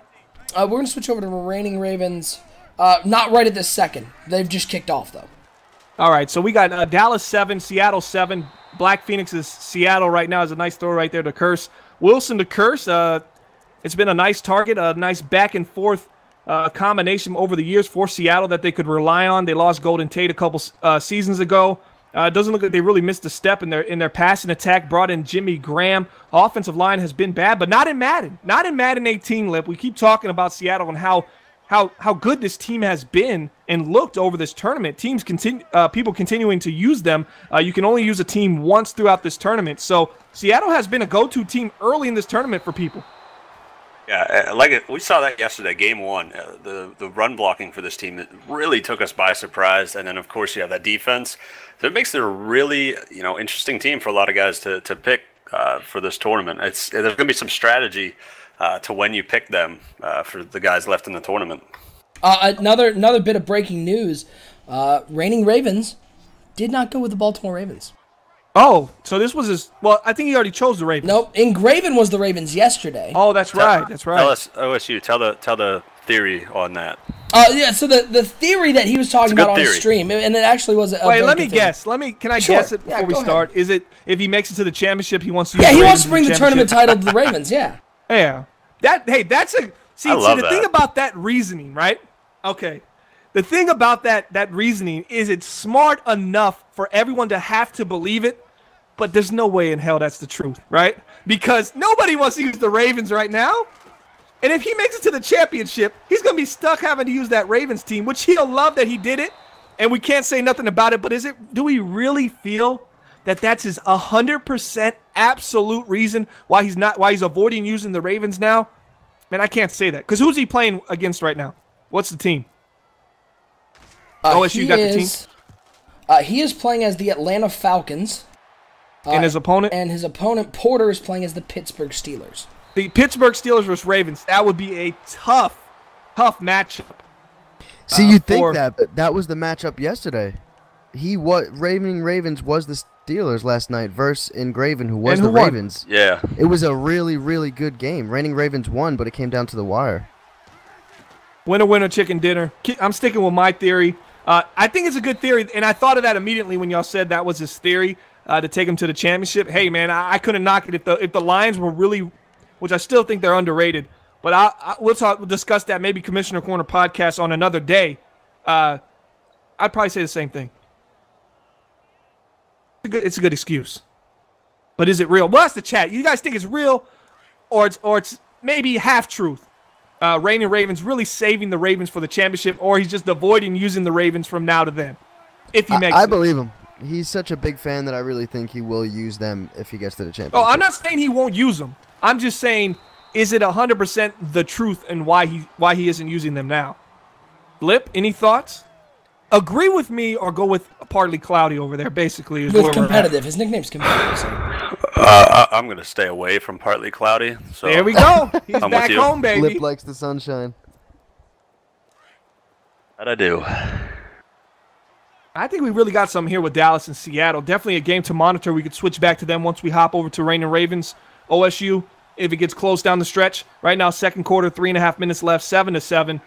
Dallas has the ball and they're driving on Black Phoenix right now in the Seattle Seahawks. That's Hitman. Hitman had a really convincing first-round win as well.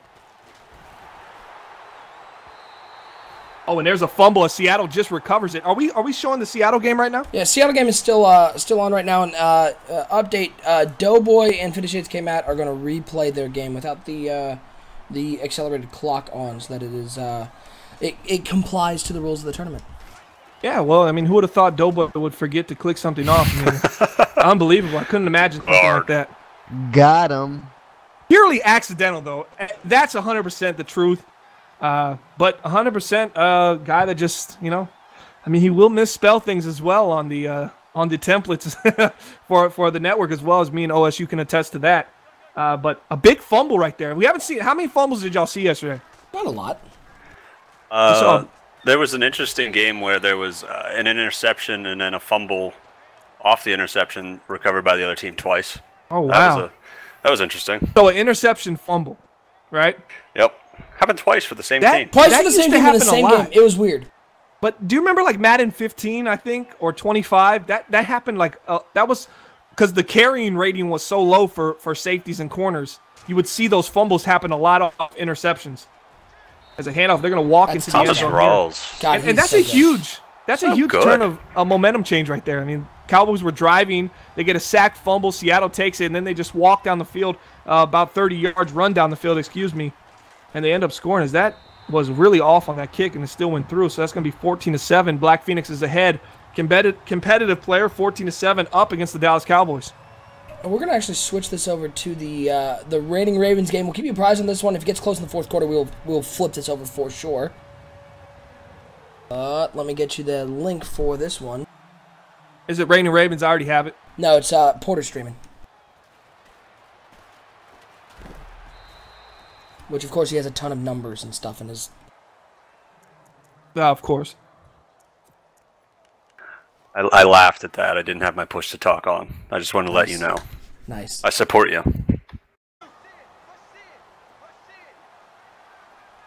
All right, guys. Any thoughts about Madden thus far? that stuff maybe that you didn't think you would feel, or something that kind of caught you by surprise, as you're like, wow, man, I really like this. I didn't think this would be different, or I didn't think this would change. Obviously, the man zone, how it plays, how man plays, that was something we were definitely going to look at. But anything like Star that you saw, or Lip, that you were like, wow, man, I really didn't think this was going to get improved, or I didn't think this would look that good. We talked about Frostbite earlier. Anything along those lines? I really like the coaching adjustments. That's one of my favorite things that they added this Madden. I mean, you saw guys. It's clutch to be able to put your best corner on the best wide receiver all game long, because that was a problem last Madden. We got a special guest joining us right here. Let me pull him right in.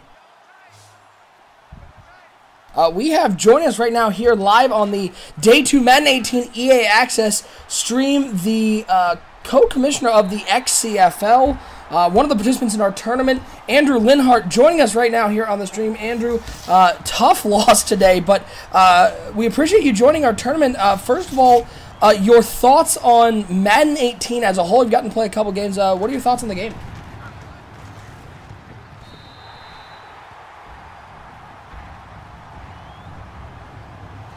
And we're off to a good start. Lip, your thoughts on the game? I talked about it quite a bit. Each time someone asks me, I'm just so obsessed with the control. Like I said, the big thing whenever you do those rack catches towards the sideline, you no longer just get carried out of bounds. You have the ability to go upfield, and that's huge. And we talked about it with Black Phoenix's stick skills. Just the ability to have all that control with players is a huge thing in this Madden to me. I think we got Andrew now. Andrew, you with us? Yeah, can you hear me? Yeah, we got you loud and clear. Congratulations on winning your first round game. Tough loss today, but are you having fun with Madden 18 so far? It's interesting. I don't know. It feels a lot different than Madden 17, like the way the zones play, the way the AI just interact with the actual gameplay. So I'll have to play a little more, and I need to dig into the simulation mode to see how much different that truly is. So I'm optimistic so far, though. Yeah, it is. I was telling people yesterday, I think the hardest part of kicking off now and getting with the just the 10 hours in EA Access, the hardest part for me is sort of retraining myself to play the game differently, because Madden 17 certainly had a way you played the game to be successful, and just having this game for such a short time, you just don't know what that is yet. Yeah, you get used to, you have like little tendencies and little tricks that work in Madden 17, so you try to do that, and they don't work. So, I mean, I don't want to say that's why I threw 7 picks against Star, but hey, that's why I threw 7 picks against Star. That's the game, yeah, good call, good call. I mean, the running game is so good in this Madden, so I think regardless of tendencies, it's good to start running the ball. Start there, and then kind of build your game around that. And you'll be pretty successful, I think. The game's going to play completely different on simulation mode, or at least if it doesn't, we'll know. So there's kind of been it's a little blessing in disguise to play competitive mode now this much, because then you'll really get to see how much those ratings of players really matter more in the simulation mode. I think competitive mode, the quarterbacks are like the good quarterbacks to average quarterback is just a little bland. In my opinion, I see a lot of quarterbacks that, you don't see the errant throws, you don't really see as many drops, and you don't see as many fumbles. I mean, how many fumbles did y'all see yesterday? So there's certain things that I think simulation mode is really going to bring out those numbers, and we're really going to get that simulation feel that we all want, especially for many leagues. I mean, I'm speaking for myself here, but I know in the NBL we do love the players' ratings to matter more, and that's one thing they promised with the simulation mode. So we really hope that delivers, and it might change how the game plays, and especially how guys move into zone based upon their skill set and their attributes. I'm optimistic because I played one game on Sim, and I was the Browns, and Kaiser really You can actually struggled. play a game on Sim, by the way. I could not find out how to do that.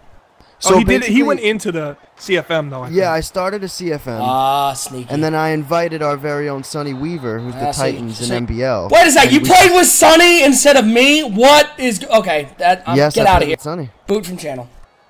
Did you win that game? Kaiser was awful. I mean, he missed easily half of his throws. So I'm optimistic that they really, you know what I mean, got to crack down onto the fact that every player kind of goes to their ratings. Well, you say miss the throws, but my thing is like were your feet set? Did you miss more throws on the run? Did you miss more throws under errors. pressure? You know, things like that really impact somebody's ratings under pressure, on the run, not having your feet set, not sitting in the pocket. You know, things like that can really draw your rating down. Here I see, you know, a guy on the run that really shouldn't be able to make throws on the run. It just seems a little more bland, and it's a lot more user, you know, it's competitive. It's about user athleticism and stick skills, and that seems to be what really it tries to bring out in this mode. So I don't know if I know the XCFL Andrew's in here. His name Andrew, right? Yeah. All right, Andrew. So I don't know if you played any of the simulation mode, if you have any input on this as well, but that's what I picked up from the competitive mode, at least. What are your thoughts moving forward about simulation mode, and what do you expect from that mode moving forward game? Well, so far the biggest thing I've noticed is just in the competitive mode, guys seem to jump routes like crazy.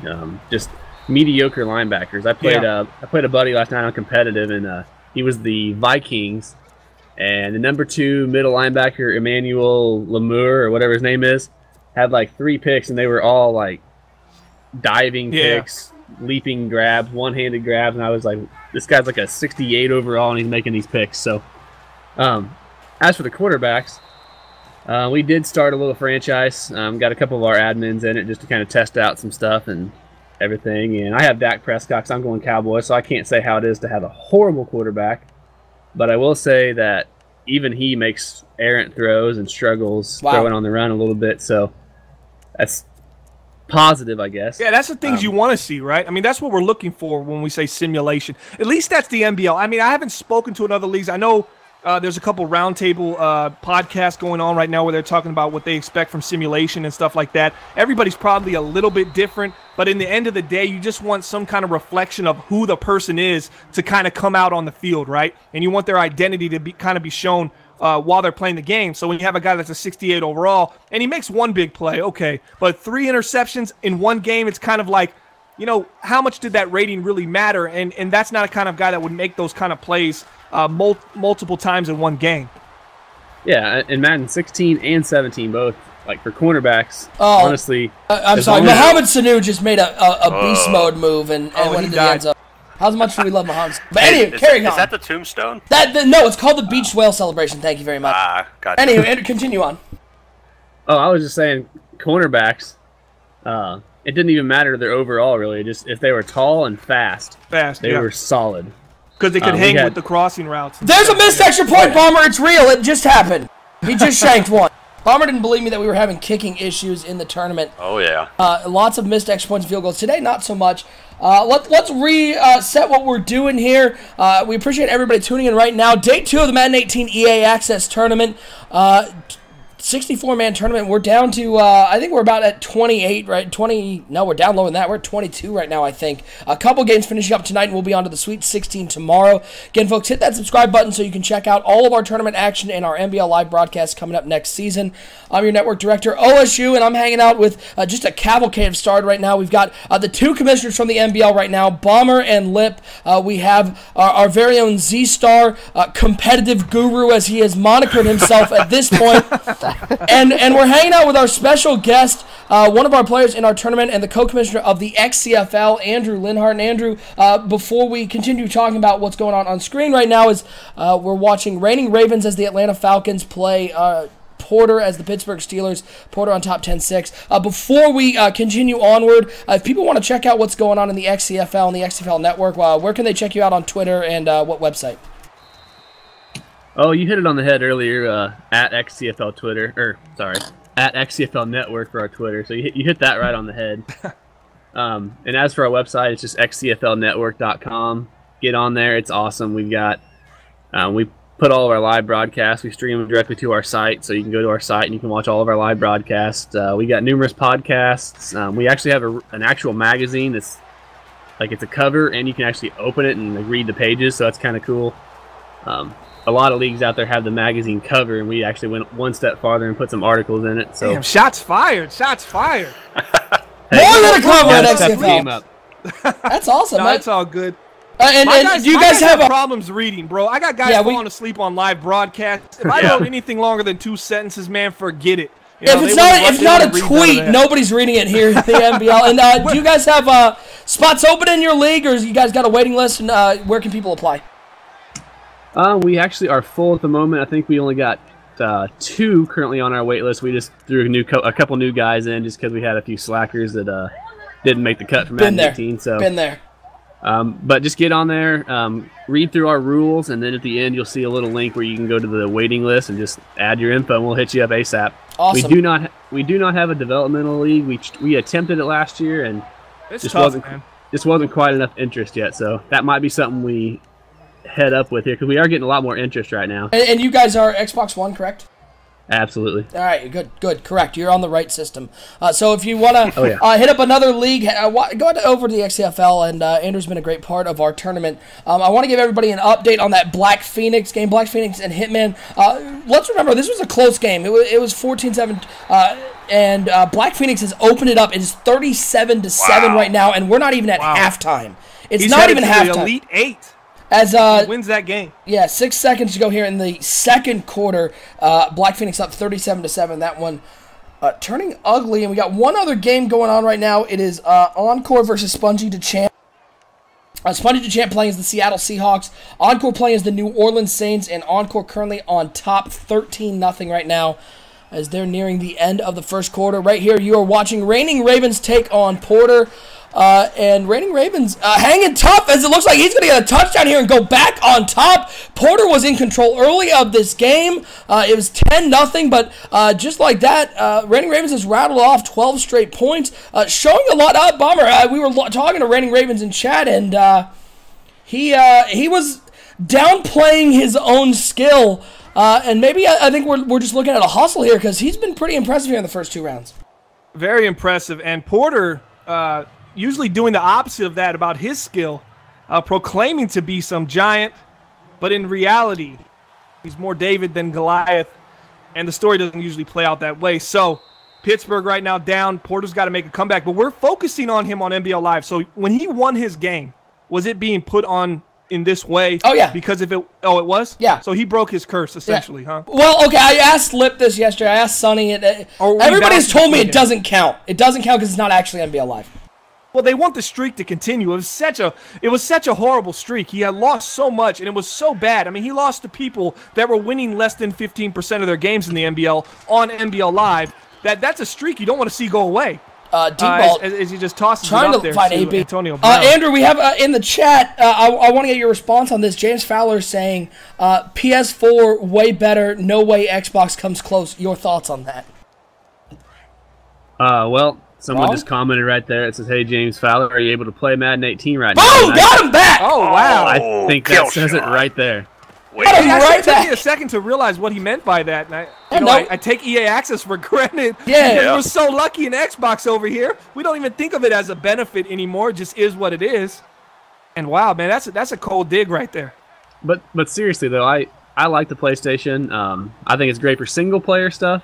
But anything multiplayer or online play, I mean, the Xbox Network is so much better. Yeah, the PlayStation Network is a hot garbage dumpster fire. It is awful. Whoa. It's horrible. What? Sony actually turned down EA Access. I remember reading the article that came out.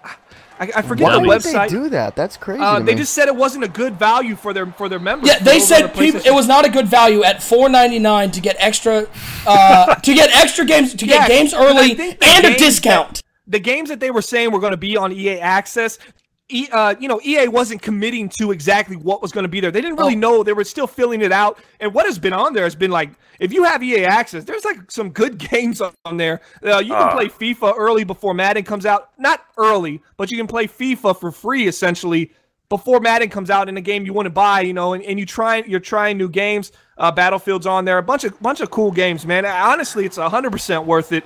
In my opinion. Plus, you get the discounts on the games. And you get the money right back when you buy the game because you get the discount, and the discount is like $5. Yep. So you get 10% off the game or 5% off, and it ends up being the monthly fee of what the EA Access was. So you get it right back as Le'Veon Bell doing what Le'Veon Bell does.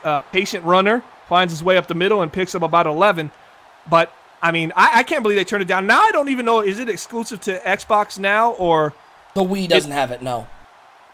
Okay, so it is exclusive to Xbox, Yes. EA Access. Okay, but is that like what it is, or it just is only on Xbox, or is it actually exclusive? I don't think they've, like, I don't believe they've actually monikered it exclusive, but it is exclusively on Xbox. Yeah, okay, so, yeah, I don't get it. If I was PS4, I'd be a little upset. That's a I nice love throw by Big Ben there. Thread the needle. It was actually better than that. I don't know if you guys paid attention, but I bought the GOAT edition using that link on the Madden 17 home screen, so I got a 10% discount for that, plus the 10% for EA Access. So I got the GOAT for $63.99, I think. So $4 more than the standard edition. And you got it. I game share, so I got $30 coming from my buddy. So I mean, I paid $34 for the GOAT. And we had a random guy in the chat asking if anybody else wanted to game share. So, you know. Yeah, I'm good. Alip, I think you've been waiting to chime in on something.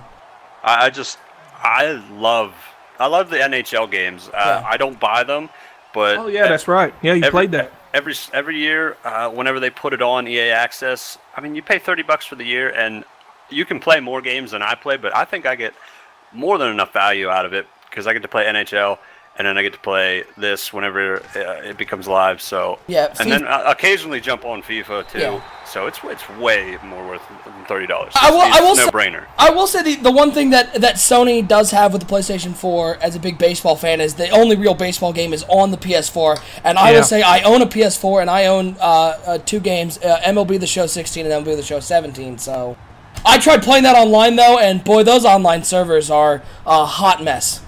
Yes. That's So the much only they had reason to I own a apologize. PlayStation. Yeah, right? Yeah, I want to play a baseball game. And they have some knockoffs here on Xbox that are really bad. RBI Baseball is just a sad excuse for RBI a game. Baseball is horrible. Oh my god! It reminds me of what 2K basketball used to be like in 2000 when NBA Live was the only basketball game, and 2K came out with their basketball game, and it was horrible. That's what RBI Baseball is. It's just RBI Baseball is unlicensed as well, so you don't even get to play with real teams. Bomber, do you remember whenever we, a couple years ago, we tried to get an NBL crew on MLB The Show and how awful it was? We couldn't even play each other. Yeah, so the servers are just really bad, and that's one of those things you get with a game like that. But the offline road to the show and all that stuff is phenomenal, and the depth of it. And I've spoken to guys in Austin for EA developers that work on franchise mode specifically, and they're huge fans of that as well. Everybody loves that. Why we don't have that model in franchise mode now, or at least some kind of knockoff replica of it, I don't know. I mean, I've talked to guys that they said, man, if we could rip off 2K, we'd do it, right now. It's just not happening for a reason. Probably has to do with hours. How many hours they can associate with the mode, and that's something that, man, that if we had, I wouldn't think that we could complain really about much, if we had just half of the depth that 2K has. But 2K's is mostly offline as well, too, the depth of their try playing 2K online. It's not good. Yeah, and their servers are horrible, and it limits you on what you can do in the online game as well in the community, and that's why it's really a seasonal kind of game. It doesn't last. I mean, Daddy League's had it on for a while. I don't know if you remember this, Andrew, but he was pushing some 2K leagues and stuff like that for a while, for a couple years, and it just really never panned out because it is such a seasonal kind of game. Guys play for 2 or 3 months. It doesn't really have the August to August feel, but the show does. The show, Diamond Dynasty, does run pretty long, and it does have a core group of users that play throughout the year along with Madden. So, but back to the main point, the show, man, it really has some great, has a nice throw right there by Matt Ryan, number 18, I think that's Gabriel. Gets down Taylor to Gabriel. the 32-yard line. Former Cleveland. But I really love the show, man. The show is deep, but I mean, playing it with people, and then it has the open schedule, which sounds great. And what do you think about that, Andrew? I think people were talking about that in Madden, an open schedule. I'm actually against it, but I can see why people could be for it. I just wouldn't want a guy finishing up the season and then just having to wait on everybody. I kind of like the community feel of everyone being kind of on the same page. Looks like he passed the line of scrimmage on that pass. Wow. Yep, legal forward pass. Yeah, I wouldn't be a fan of the open schedule. I mean, it's kind of, I think about it as, I'm a math teacher in high school, so I think it kind of the same way. Kids always ask me if they can work ahead. Well, if I let them work at their own pace all the time, they'd be done in 2 weeks, and the rest of the class be sitting there behind. So you gotta stay together. It just creates a more community feel, like you said. So I get why Ravens slicing and dicing. Yeah, he's doing a great job in this one, down 17-13 just before the half. I mean, again, I get the people who want open schedules are the ones who don't have full leagues, the ones who don't have dedicated members who play their games on time. So I get that it is great for those leagues that can't handle it. And if there's a value for that, they should have that option, you know? But I want to be able to, turn that off. I love the show. And again, here's what I'm saying. And a lot of people have been critical of EA, especially the CFM community, as that one is jumped by Ross Cockrell. Oh, Ross Cockrell. Will he be able to get past Matty Ice? He missed the tackle. And Devontae Freeman can't get it. Get to the house, big dog, Ross Cockrell. Touchdown, Pittsburgh Steelers. A big score before the half for Porter. The excitement of the game. Porter's got his groove in Madden 18. Hey, there's still a full half to go. There's a full half to go. This is the second round still. He did say new Madden, new Porter. New Madden, new Porter. We'll see what happens. He's the biggest hype man of himself. Did you see that 49ers-Broncos game? Like, we thought Porter had that one in hand, and there was only a minute left in that game. True. Here's what I'll say. A lot of people have been critical, especially in the CFM community, about the amount of time EA spent on the long shot mode. And here's my retort to that one. It's something that really is targeted towards the casual fan. The casual fan wants that sort of mode. But at the same time, this being the first year they're really going for a mode like that. They did it in FIFA, now they're doing it here. Putting that in the first this year, getting that foundation down opens up the possibility of getting that deep, immersive, single-player mode that people want, that people have in 2K and have in the show. Getting the foundation this year, it will be easier for them to build on that as opposed to rebuild the whole thing. So I'm okay with them spending time on long shot, and I think the gameplay improvements they put into this game, even though they didn't put a whole lot of CFM-specific improvements, the gameplay improvements themselves, I thought, make this game incredibly fun to play. My issue on, and I'll pass this to Andrew after this, my issue on the long shot wasn't the long shot mode because I'm actually going to play it. I'm just waiting for the right time where we get in the groove lip, where we get week 6 to 8, where we're kind of cool on what we have to do for the year, and we're in our rhythm with NBL Live, and I get a little time to open up and really sit back and enjoy it. I'm definitely going to check it out. But doing it on a year where we switched engines and we went to Frostbite, that's why I see it being, and then franchise mode doesn't get the love that it should have. So you're saying they bit off more than they can chew. Yeah, and I think it took away from franchise. I think we're going to get a lot back on the next year. I expect a lot back, and that's where I'm going to look at things. That one's picked off. A big pick there, and oh boy, he might be taking this one to a house. Responding to the interception. Oh, and Reigning Ravens right back into this game. Everybody out there thinking new Madden. Everybody thinking new Madden, new Porter. Settle down, says Reigning Ravens, as he's back within 5. Andrew, what are your thoughts on the long shot mode? More importantly, when we're speaking with you, obviously commissioner of the XCFL, co-commish, what are the thoughts in XCFL? What was y'all's community's thoughts about long shot when you were hearing all this stuff coming out initially, and what are your thoughts now with the gameplay and having played it a little bit? Well, I'm just going to kind of start. I mean, have any of you guys played any of the Walking Dead? Yes. Yeah, the Telltale games. Button. It's all ABC, yeah, the Telltale, yeah. Right? AX, just quick time events, maybe. I actually really enjoy those. So I mean, I think like long shots. Yeah. Long shot's kind of a slightly more interactive version of that, in my opinion. I mean, I've watched. I haven't played it yet. I'm not wasting my EA Access hours on it, but I've watched some YouTube of it, and that's exactly what it reminds me of. Is just that interactive storybook, basically, where you get to play a game here and there. So I don't mind it. A lot of the guys in my league thought it was a waste of time, which I can understand that side of things, because we were really hoping for some CFM improvements, and other than draft board, I don't think really anything changed. So, which I am thankful for the draft board, don't get me wrong, but I would have liked to have seen a few other things added. Yeah. But well, maybe next year. They tweaked the progression as well. Oh, yeah. That formula, which if you Needed deep dive as much as XCFL and NBL does, that is kind of a big thing for us, right? And I'm saying us as in me and you as well, because as much as we play it, that thing can kill the game. If the regression is so off the cliff at 28, right, on the offensive wide receiver, Kelvin Benjamin, one regression in, he's useless to you, So creating some a longer lifespan and more of a slower decline and not as hard of a off the cliff drop for everybody, that really can improve some things into season 3, season 4 for the out of the box guys that came into the game. Yeah, I agree, and I think in the chat I talked a little bit last night. Kelvin Benjamin is currently still going because we're actually finishing up our final playoff. We did one more super sped up season, and he's like a 76 speed right now. And it's just just walking down. Well, what is he playing? Tight end? He's like the. I'm pretty sure the guy doesn't use him at all except for like goal line formations fades, and stuff. And fades don't even work as well as they should either. So well, he can't jump, so that doesn't help. We got some stuff. That's right. Yeah. They gave him 86 speed out of the box last year and like 82 jumping because he's tall. And so it made Kelvin Benjamin completely useless, and I'm not bitter about it at all. We got some stuff coming in from the chat.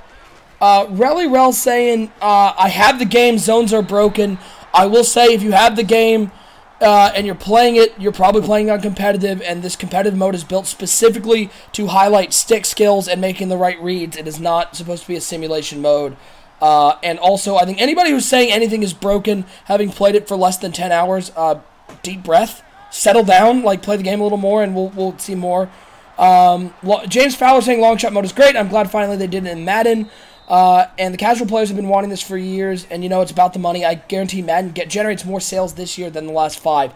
And that wouldn't surprise me. I think this game, with the Frostbite engine coming in, the hype around that, and the long shot mode, and I think long shot is for casual, man, and I think it's a good marketing tool. Even though it might not be, like, I'm not going to buy the game, but my nephew, will, he will definitely go in there and buy that game to play that story mode, 100%. But he's 13, It's not for me, but I can definitely see it, and a lot of people like that will go, man, they got a story mode now? Because, people like story modes, man, Yeah, I think they really were on the money when they said it's the Madden for everyone, because there's really a game mode for everyone.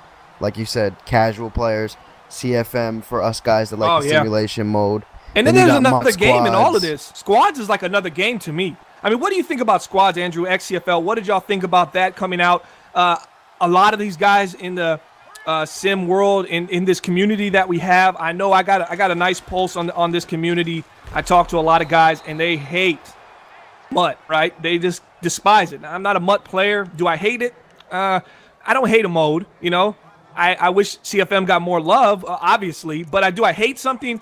No, I don't hate it. I don't hate the guys who play it either. To each his own, just like each league has their own set of rules. But for MUT Squads, that's fun. Like, that's a fun way to play the game with multiple people. It's what a lot of our guys do in FIFA. They play on a FIFA team together. So what are your guys' thoughts on that? Are y'all going to be using that at all, or is that something y'all aren't messing with? Or what was the overall consensus of MUT Squads in XCFL? We got probably 10 guys that are actually really interested in it. We've actually created our own GroupMe chat room just for the XCFL MUT Squad. See, there you go. That's cool. We're just going to group up and have a lot of fun. What I like about it is, and my buddy's kind of the same way, he's real busy right now because he just had twins, so he actually had to drop out of the league. And so he's really missing Madden right now. But he can jump into MUT Squads anytime. And connect with all y'all. Yep. As the head coach, because, you don't have to necessarily have a solid team because the head coach doesn't really bring anybody to the team other than playbook, I believe. Yeah. So. And jerseys. Yeah. So, he can jump in without building up his team and just have fun with all of us and not really have any super huge commitments. Now, there's no player development, which I'm sure he'll miss that a ton because that was one of the most fun parts. But I do know that me and him and a couple other guys, John Fogler, that are in our league, we're actually going to try to do a little bit of XCFL MUT Squads content, like maybe some podcasts over it and try to get like a little series going on it. So that'd be kind of fun. Yeah, we had a blast playing MUT Squads today. I want to give everybody an update on some of the games that are going on right now. Black Phoenix just finished up his game. He won big, so he's going to move on. Let's see what else we got. Encore versus Spongy to champ. Heading to halftime. New Orleans trying to spike the ball for the half. I don't think they're going to have enough time to get off one more play, so they're going to go into half with a 2013 lead. Spongy on top of Encore. Encore on top of Spongy as the New Orleans Saints. Those are the two games that are going on right now, and let me check in on that Doughboy and 50 Shades K-Matt game that just they're replaying right now. I'm surprised anybody picked the Saints. I messed with them on head-to-head last night, and I had no time in the pocket. I had no pressure on defense, so, the Saints are going to be rough. I'm a huge Saints fan in real life. I'm going to New Orleans in October to watch them, so. Yeah, that was the success of the Saints when they were really good, as that's an interception there by Matt Ryan. Bad throw right there by Rain and Raven. Safety play. Andrew, you got to be happy with safety play thus far, at least in competitive mode. Maybe they're bringing out what the guys who have, high zone, high play rec would do, jumping routes like that. Last Madden, we didn't see it. You could undercut a lot of throws, throw a lot of bullet passes to the lead pass to the middle, and undercut those safeties as they continuously backed up. Seeing those kind of interceptions, what are your thoughts on those, or at least your members' thoughts, seeing the safety play so aggressively and make plays in this Madden? I just hope it's the same in simulation. Yeah. And actually, it's important to note, I don't know, I haven't been watching the Twitch 100%, so I don't know if he's done it or not. But I've been playing around with the coaching adjustments a lot, and the difference of like clicking play ball or playing receiver or whatever, that's huge. Oh, so is it? See, I haven't messed with it because EA Access, I come in with strict mental, go in there, feel the game out, kind of get a rhythm, get a timing down, and that's pretty easy. That's kind of like riding a bike, right? Madden timing with a post, whatever. But I just like to feel the game out and see things. I don't want to start messing with things because I know I don't have the hours to really lab and say, what is different? Is it really different? Is it not different? That's why I'm kind of happy all this is on competitive, because then at least I know when I go into simulation, I'll be able to go, yeah, there is a difference in simulation, and maybe we'll appreciate it a little bit more if there is, hopefully. Yeah. Now, safety play, I hope that the good, high-quality, Honey Badger safeties make plays like we just saw Atlanta make, Pittsburgh's defense make when they jumped up and intercepted that pass, but as they go in for the touchdown right there, and it looks like Porter's going to go up a little bit more. But safeties who aren't as good, they might back up a little bit or be a little lost on the pass or lose target of the ball. I'd like to see that as well. Competitive mode, we're pretty much seeing a lot of the guys make the play, which is good. That's actually in the game, because last Madden, I don't know how it was for y'all, but for us, it just seemed like the safety was always backing up. He'd back up, and then when the ball's thrown, he didn't even target the receiver or the ball in the air. He was continuously backing up.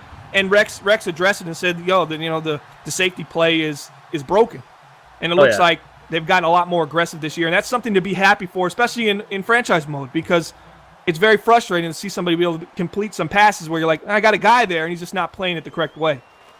Yeah, guys used to, they would act lost in Madden 17. Like, he'd throw a pass over a 97 overall free safety, and he would just stand there and, stare at it. And that was one of the most frustrating things about Madden 17 for me, is just the stupid missed plays. And people would cry Madden gods, oh, I got EA'd and all that stuff. And whether or not that's true, each user has the exact same chance of it happening to them. So I don't really believe in the whole Madden god or the EA cheating you kind of thing, because it could easily happen to either user. So the predetermined games, I've heard that one as well. That's a good one. That's a good one. We got some updates on scores, including the replay of Doughboy versus Fitted Shades K-Mat. Fitted Shades K-Mat up 28-13 over Doughboy. They're in the third quarter.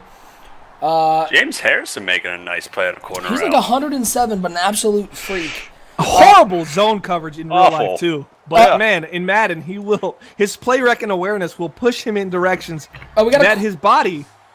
Yeah, we got a question in the chat. The question is, what do you guys think about the new company that's trying to make the next college football game? That company being IMV Gaming. My short opinion on it is only going to lead us to disappointment.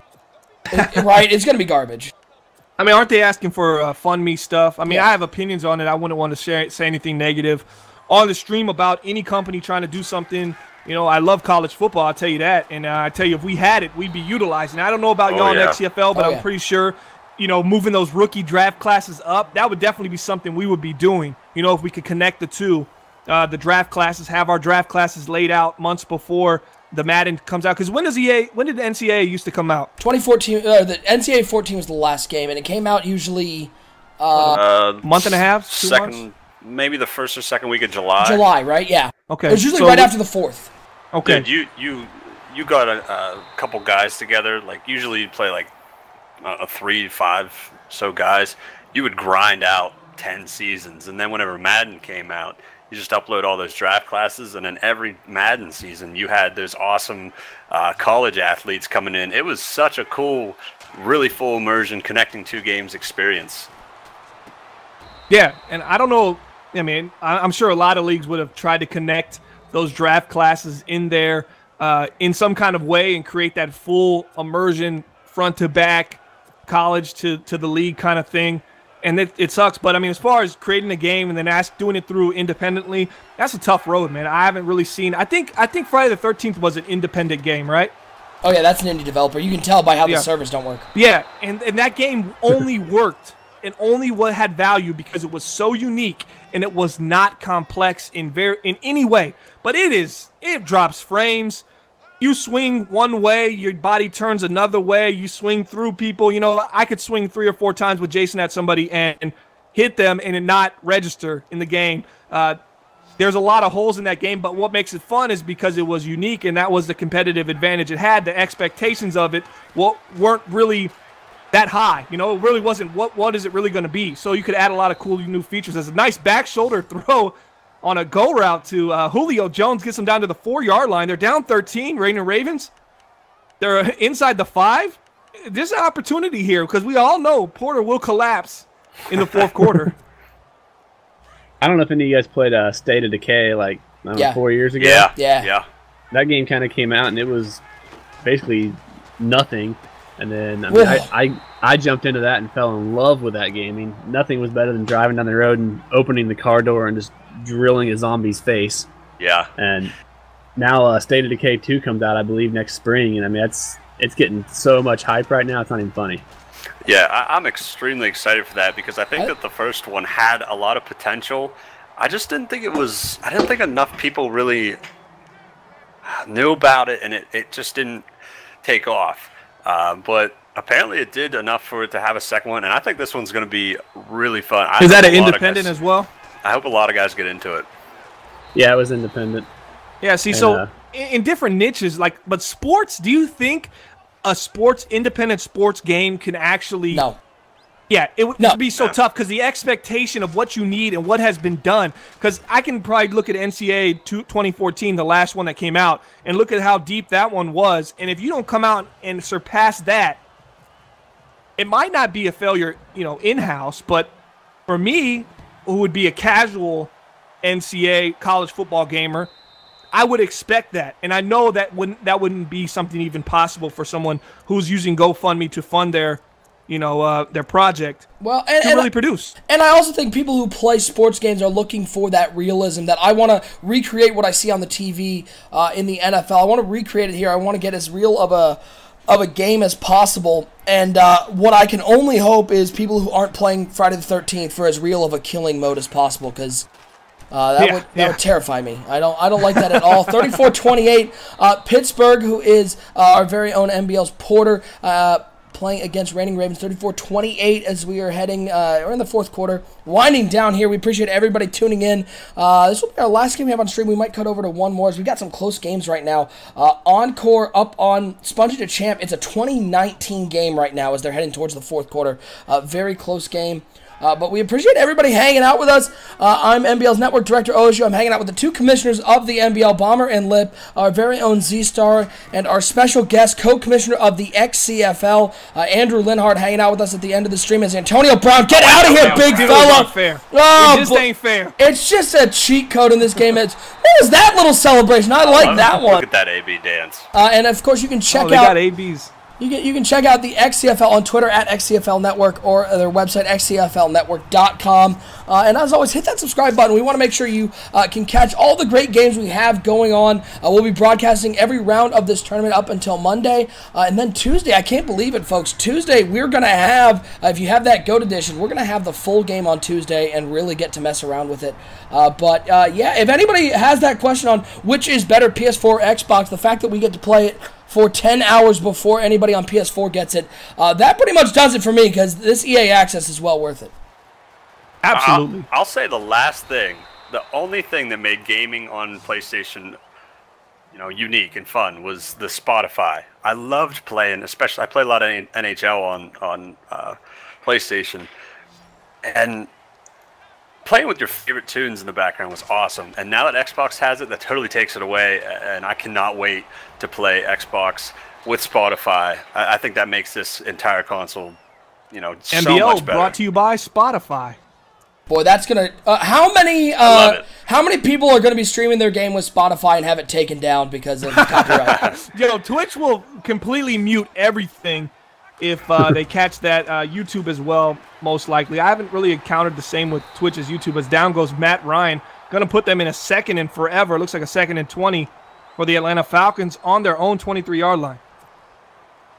I think YouTube only really cares if you try to monetize it. If you don't monetize it, they don't seem to care quite as much. That's true. Yeah, and Twitch will just, I mean, we had a bad experience with Twitch once. That's why I just completely put everything on our YouTube library.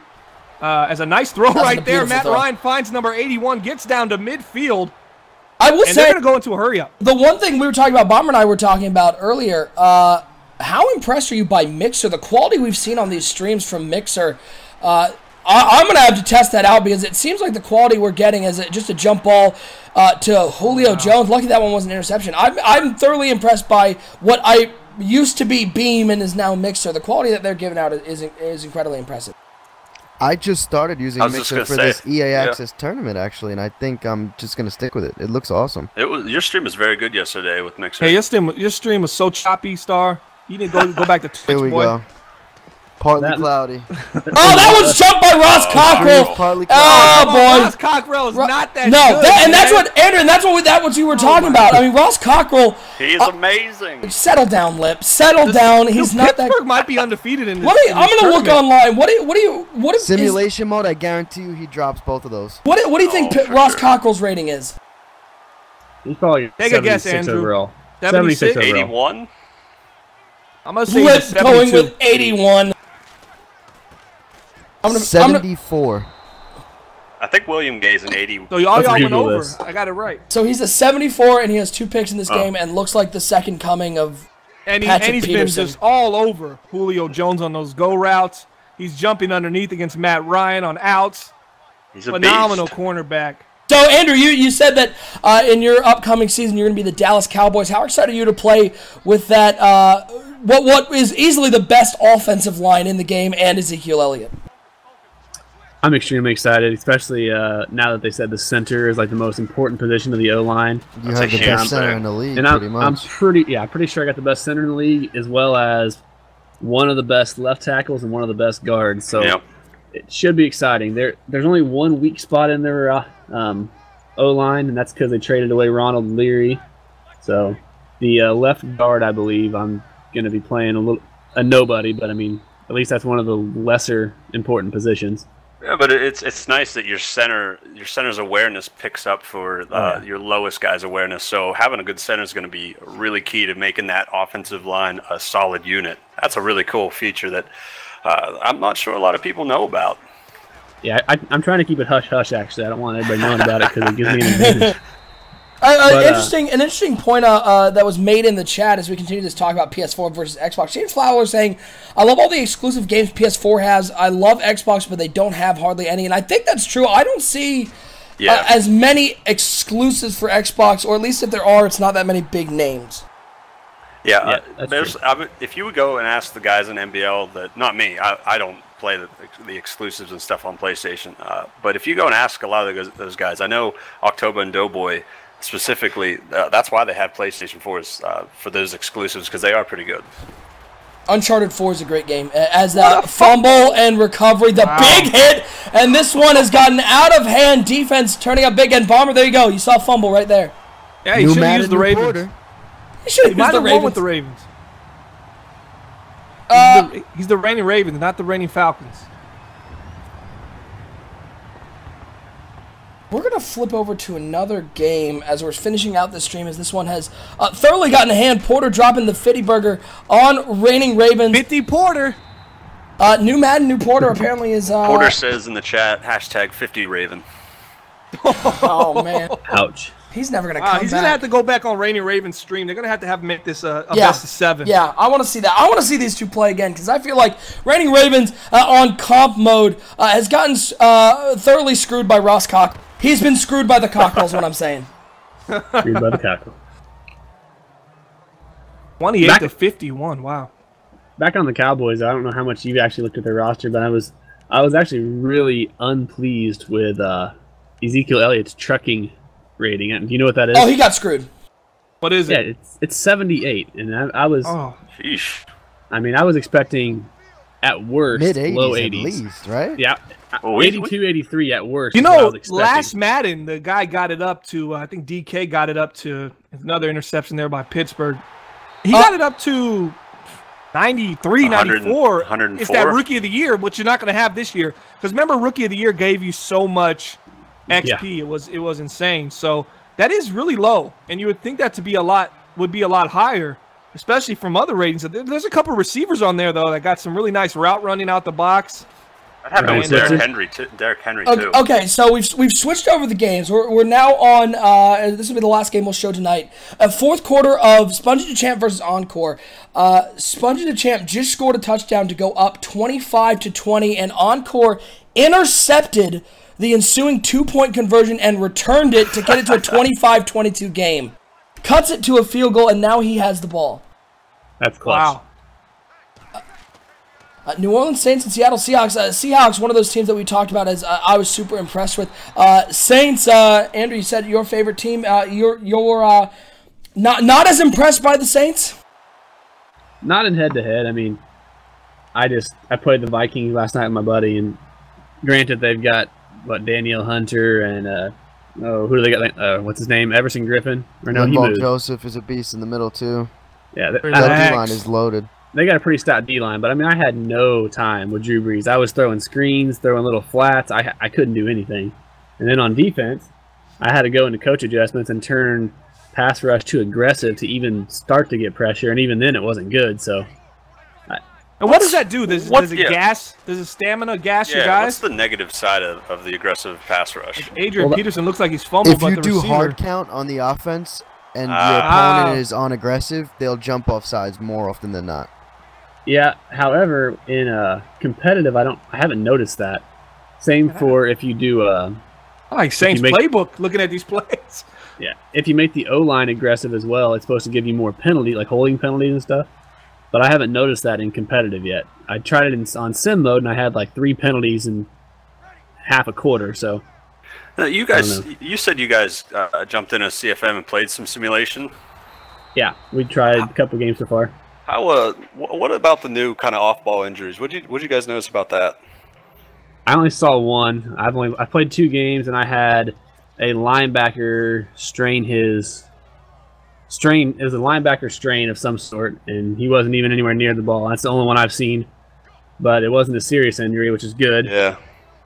That's a really cool thing. I'm excited for that for a long season to see how that plays out. Well, so I don't know how long, but the past few Maddens, you've only needed 5 O-line guys. Yep, we talk about that all the time. Yeah, this is really going to put an emphasis on team building. Yep, and how many teams do you know throughout the season? I could easily think of 3 to 5 every year that just get demolished by offensive line injuries that essentially ruin their chances. I mean, Lions, I know Detroit has it happen all the time. I mean, 2 seasons ago we played with we didn't have one starter from week 1 playing in week 7. It was all bench guys, and that really just deflates your team's ability to get things done. Ball's on the ground and picked up by Kobe Fleener. Big hit. But that's 2 fumbles for New Orleans, so I wonder if they have something turned on the coaching adjustments, maybe fight for extra yards, or what was it? It's changing your running backs. Carrier. Yeah, the ball carrier to be aggressive. More broken tackles, but more fumbles. That was a beautiful read there. Again, could be that, or it could be that was Cam Chancellor both times and was hit sticks. I don't know. We saw Ross Cockrell be really good. Well, we appreciate. What do you think about? Wait, let's talk about the Saints real quick. I always have the discussion. I used to have this with Lip every year.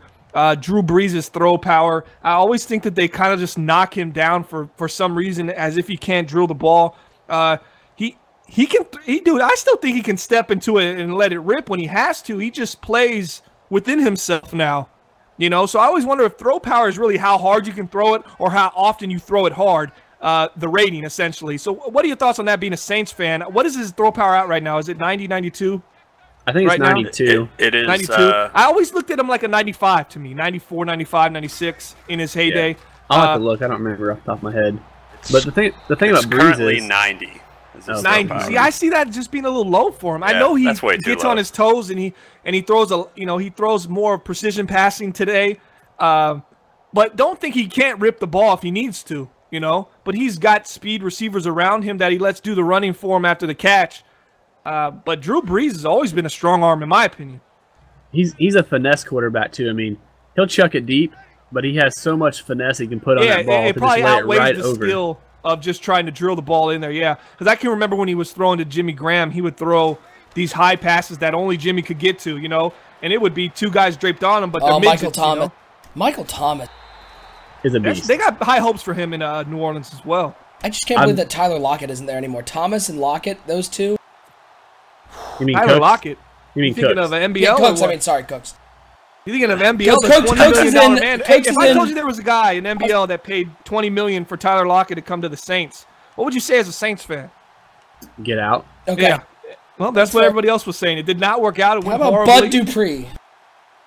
I would take Dupree. Well, he was garbage. Hey, Well, you're wrong.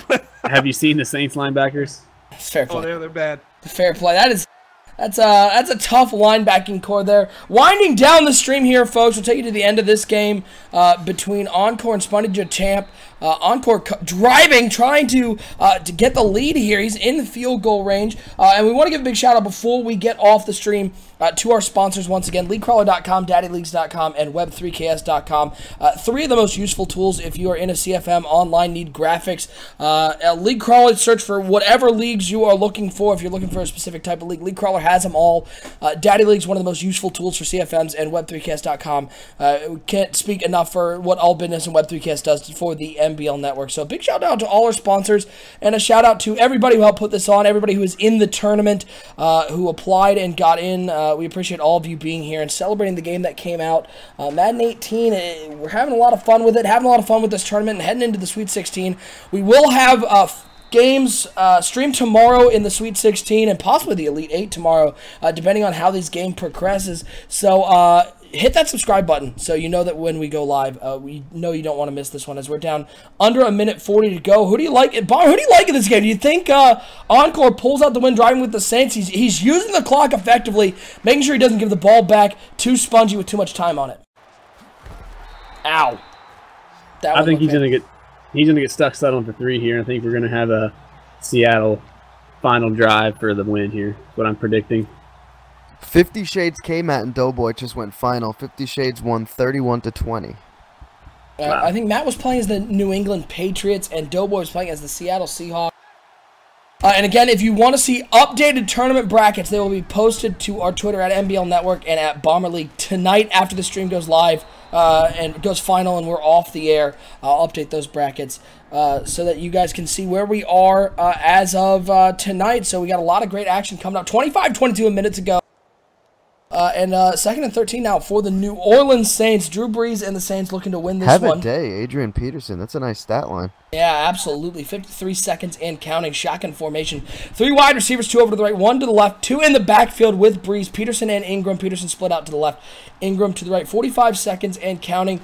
New Orleans using this clock, and they're going to hand it to Adrian Peterson. Oh, spin move. Spin move. Adrian Peterson and the last guy he had to beat. I think that spin move slowed him up just enough, as New Orleans is going to actually use their last timeout. 3rd and 3. They want to make sure they call the right play to get into the end zone, but this New Orleans team, I am thoroughly interested to see what Adrian Peterson does in New Orleans. Well, there was a fork in the road for Adrian Peterson right there, and he decided to go straight. And bold move, Cotton. brought him down left or right. He's walking in. He's dancing. And New Orleans is celebrating as it looks like they're going to go toss play here. Another toss play. Adrian Bounces Peterson to trying to the get the edge, outside. and he's in. What a move. AP into the end zone. New Orleans going back on top. Plenty of time left, though. 2 timeouts for the Seattle Seahawks. 32 seconds to go. But New Orleans, that blocked extra point return for a touchdown turned out huge, as those 2 points make sure that New Orleans right now is up 4. So Seattle needs a touchdown. 32 seconds to go. But Lip, as we were talking about yesterday, the Seattle Seahawks team, by far for me, the most surprising and impressive team we've seen so far in the tournament. Yeah, absolutely. I did not think that they would be so good at run blocking. Like I said, the pass blocking has been good as well, but the run blocking has just blown my mind. And like we talked about, maybe because it's on competitive, we'll see if they'll break down on simulation mode. But as far as if you want to run the ball, this Seattle Seahawks team looks to be one of the better ones to go with. I'm surprised we haven't seen a lot of John Ross during this tournament yet. I haven't seen I think we had one game with the Bengals off stream. But I haven't seen the Bengals be chosen at all. And not only John Ross, Joe Mixon. I mean, those are two. Yeah. John Ross is fast. You got AJ Green, John Ross, and Tyler Eifert. And then the backfield, you got Bernard, Mixon. I mean, they're a pretty decent little team. 29-25, New Orleans on top, Seattle with the ball. 28 seconds to go, 2 timeouts. For Spongy Champ, berth in the Sweet 16 on the line as Wilson dropping back to pass, looking deep down the field, and that one batted away. This animation. Yeah, these animations, that's, I mean, I was talking about it yesterday. That's what probably I have been the most impressed by. The new animations they put into this game, it feels like we don't have a lot of repetition, and a lot of these animations just seem so realistic. You don't see those crossing routes really destroying man coverage like they would in previous games. Even if you have a +2, +3 speed differential. I remember having Eric Ebron on that exact same play, +2, and it's just like previous Maddens, he would have 2 to 3 steps throughout the whole crossing route. Now it seems like the defender's catching up to him, and man's playing a lot tighter, which is a really good thing for Madden. Wilson gets away from the defensive tackle. Russell the love muscle. Wow.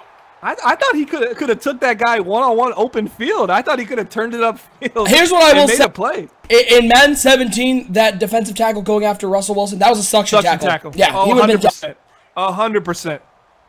Still 2 timeouts. Seattle, though, having to go all the way down the field. Now 15 seconds to go for Seattle as Russell Wilson, Spongy Champ, looking to move into the Sweet 16. A late touchdown by Encore, the 15 seed, to put themselves on top by 4. Wow. And that one was such a bad pass, it didn't even have a chance to get intercepted. Hey, we saw in that first game, OSU, a bomb to curse on the right side from Russell Wilson. Might be seeing it again. What do you think of all the play action this late, though? I'm pretty sure every single pass is in play action. Yeah, see, that's what I don't get. And that's one thing, if I'm guessing pass, there has to be some kind of kickback to guys running play action on 3rd and long, or situations in which the run is really not even an option, and they're only using it for. I think he probably has aggressive to pass rush on right now for the coach suggestion settings, and if that is, I mean, he's had a 3-man rush that consistently got in the last 2 or 3 plays there to end this game. It looks like he's going to walk away, advancing to the next round. I believe it's the Sweet 16 for Encore moving on to the Sweet 16. Let me throw up that bracket right now while we have a moment. As a lot of these games, this is the lowest rated team that's been used so far. Saints are actually 84 overall. So no, Panthers still. How are the Lions at 81? Man, they 84. That is a generous rating. What are the Panthers? Because I used 79 the Texans yesterday, and they were 79 as well. Yeah, Panthers are so 79. the Texans. Wow, that's crazy, Andrew. I mean, some of these teams that struggled so bad. I mean, maybe it's the addition of Adrian Peterson bumping the rating a little bit, but wow, that's crazy. Yeah, they're like an 87 or 88 offense, and then their defense is like 81 or 79, something like that. If there was one part of the construction of this game that I would love to just sort of sit in on, I would love to sit in on like the calculations for overall ratings, because I always felt like, at least in Madden 17, maybe it'll be different in 18, but I felt like it didn't matter what the ratings of your team was. You may have an 89 overall team, and you may be playing an 83 overall team, but the team seemed even, especially if you had like star players. I felt like maybe it was putting too much emphasis on the high overall players. If you had a 99 and a 95 overall, your overall went way up, but that doesn't necessarily mean your team was better. It meant those 2 positions were better. Your offensive line may still be garbage, so I don't know. I would love to sit in and see what that was like. I would just like to see the per player, because, like, for example, I was going through some rookie rosters in the franchise, because it's actually different than the leaked rating, surprisingly. But I was looking at the Texans, and Braxton Miller and Jalen Strong are 66 and 67 overalls. But that's probably scheme, though. Scheme comes into play once you get into franchise mode, and if they have it route running or something like that, you know, those guys would probably take a dip on there. I would assume their route running isn't that good. Well, that's the thing. I mean, they were good speed, well over 80 in every catching attribute. Route running, I think, was 77 for both of them, and then release was high 70s, which isn't great, but I didn't think that's a weird overall. I wonder if 67. Awareness, maybe? Scheme might have been route running or something. The scheme might have been ridiculous. like the red zone target, where you'd expect a guy to be, you know, bigger, yeah, high jumping, as where those guys high are jumping, smaller. high route running, good hands. Yeah.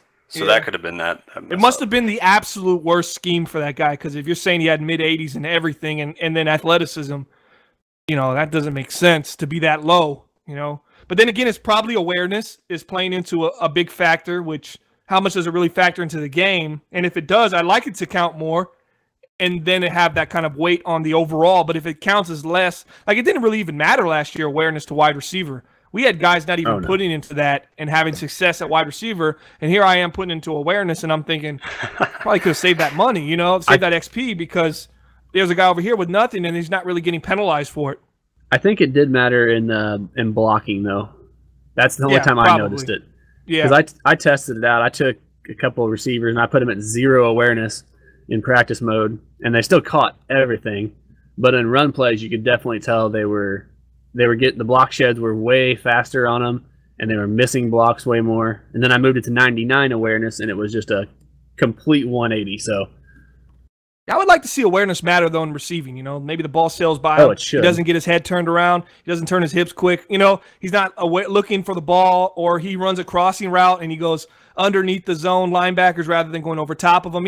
Stuff like that to occur more frequently for people who have lower awareness. But that's a topic for another day, Nick. So, we could pretty much wrap up this stream, though. I was just having fun listening. What a stream we had, guys. Round 2 of the Madden 18 EA Access Tournament. Again, we will be going live tomorrow, probably around the same time, tomorrow night, as these games get scheduled for Round 3, Sweet 16, and Elite 8 action going down tomorrow and Sunday, all leading up to that final. Somebody's going to walk away with that Antonio Brown signed jersey and a copy of Madden 18 GOAT Edition. Again, if you missed it earlier, we will be giving away to our chat, to everybody who's watching on Monday. We'll be giving away 1 copy of Madden 18 GOAT Edition. So be sure to hit that subscribe button so you know when we're going live. Andrew, thanks so much for hopping on into this chat. Sorry that you didn't end up winning today, but we hope you had a great time, and we really appreciate you hopping in and chatting with us today. I appreciate it 100%, and you can't win every game, so me and Star could play again, and it could be the exact opposite. You never know. It absolutely would be. That's how Madden is. I guarantee you 100%. Star doesn't think that. He is completely buying his own stuff right now. He's drinking the Z-Star Kool-Aid. He's thinking he's going to be at one of these tournaments on TV right now. He's feeling himself. No way, You're average, man. bro. You're average. If anything, you're around average. You're below average, bro. Below average to average. You had a good day. Well, everyone had a good day. I think everyone had a good day. I do want to say one thing real quick, though. Might get you guys some comments here. So far, this is an interesting stat. I've bought, in the past 4 years, I bought 2 Saints jerseys. And one was Jimmy Graham, who was traded right after I bought it.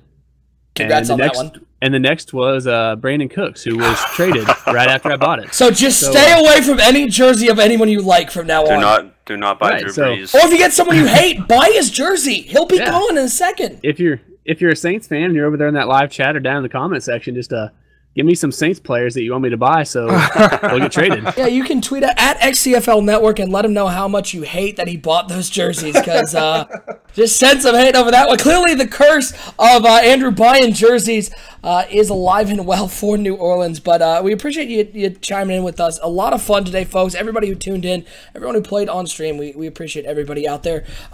For the commissioners of the NBL, Bomber and Lip, and our own Z-Star, and of course, the co-commissioner of the XCFL. I'm your network director, OSU. Thanks so much for tuning in tonight, folks. We will see you tomorrow night for Sweet 16 and Elite action here on the NBL Madden 18 EA Access Tournament.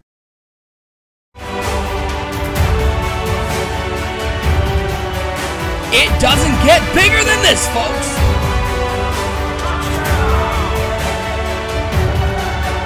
This is where legends are born. The NBL proudly brings to you the Madden 18 EA Access Tournament, brought to you by Daddy Leagues. Take your online leagues to the next level with Daddy Leagues. LeagueCrawler.com, connecting the best leagues with the best players. And Web3KS.com, the leaders in affordable graphic design.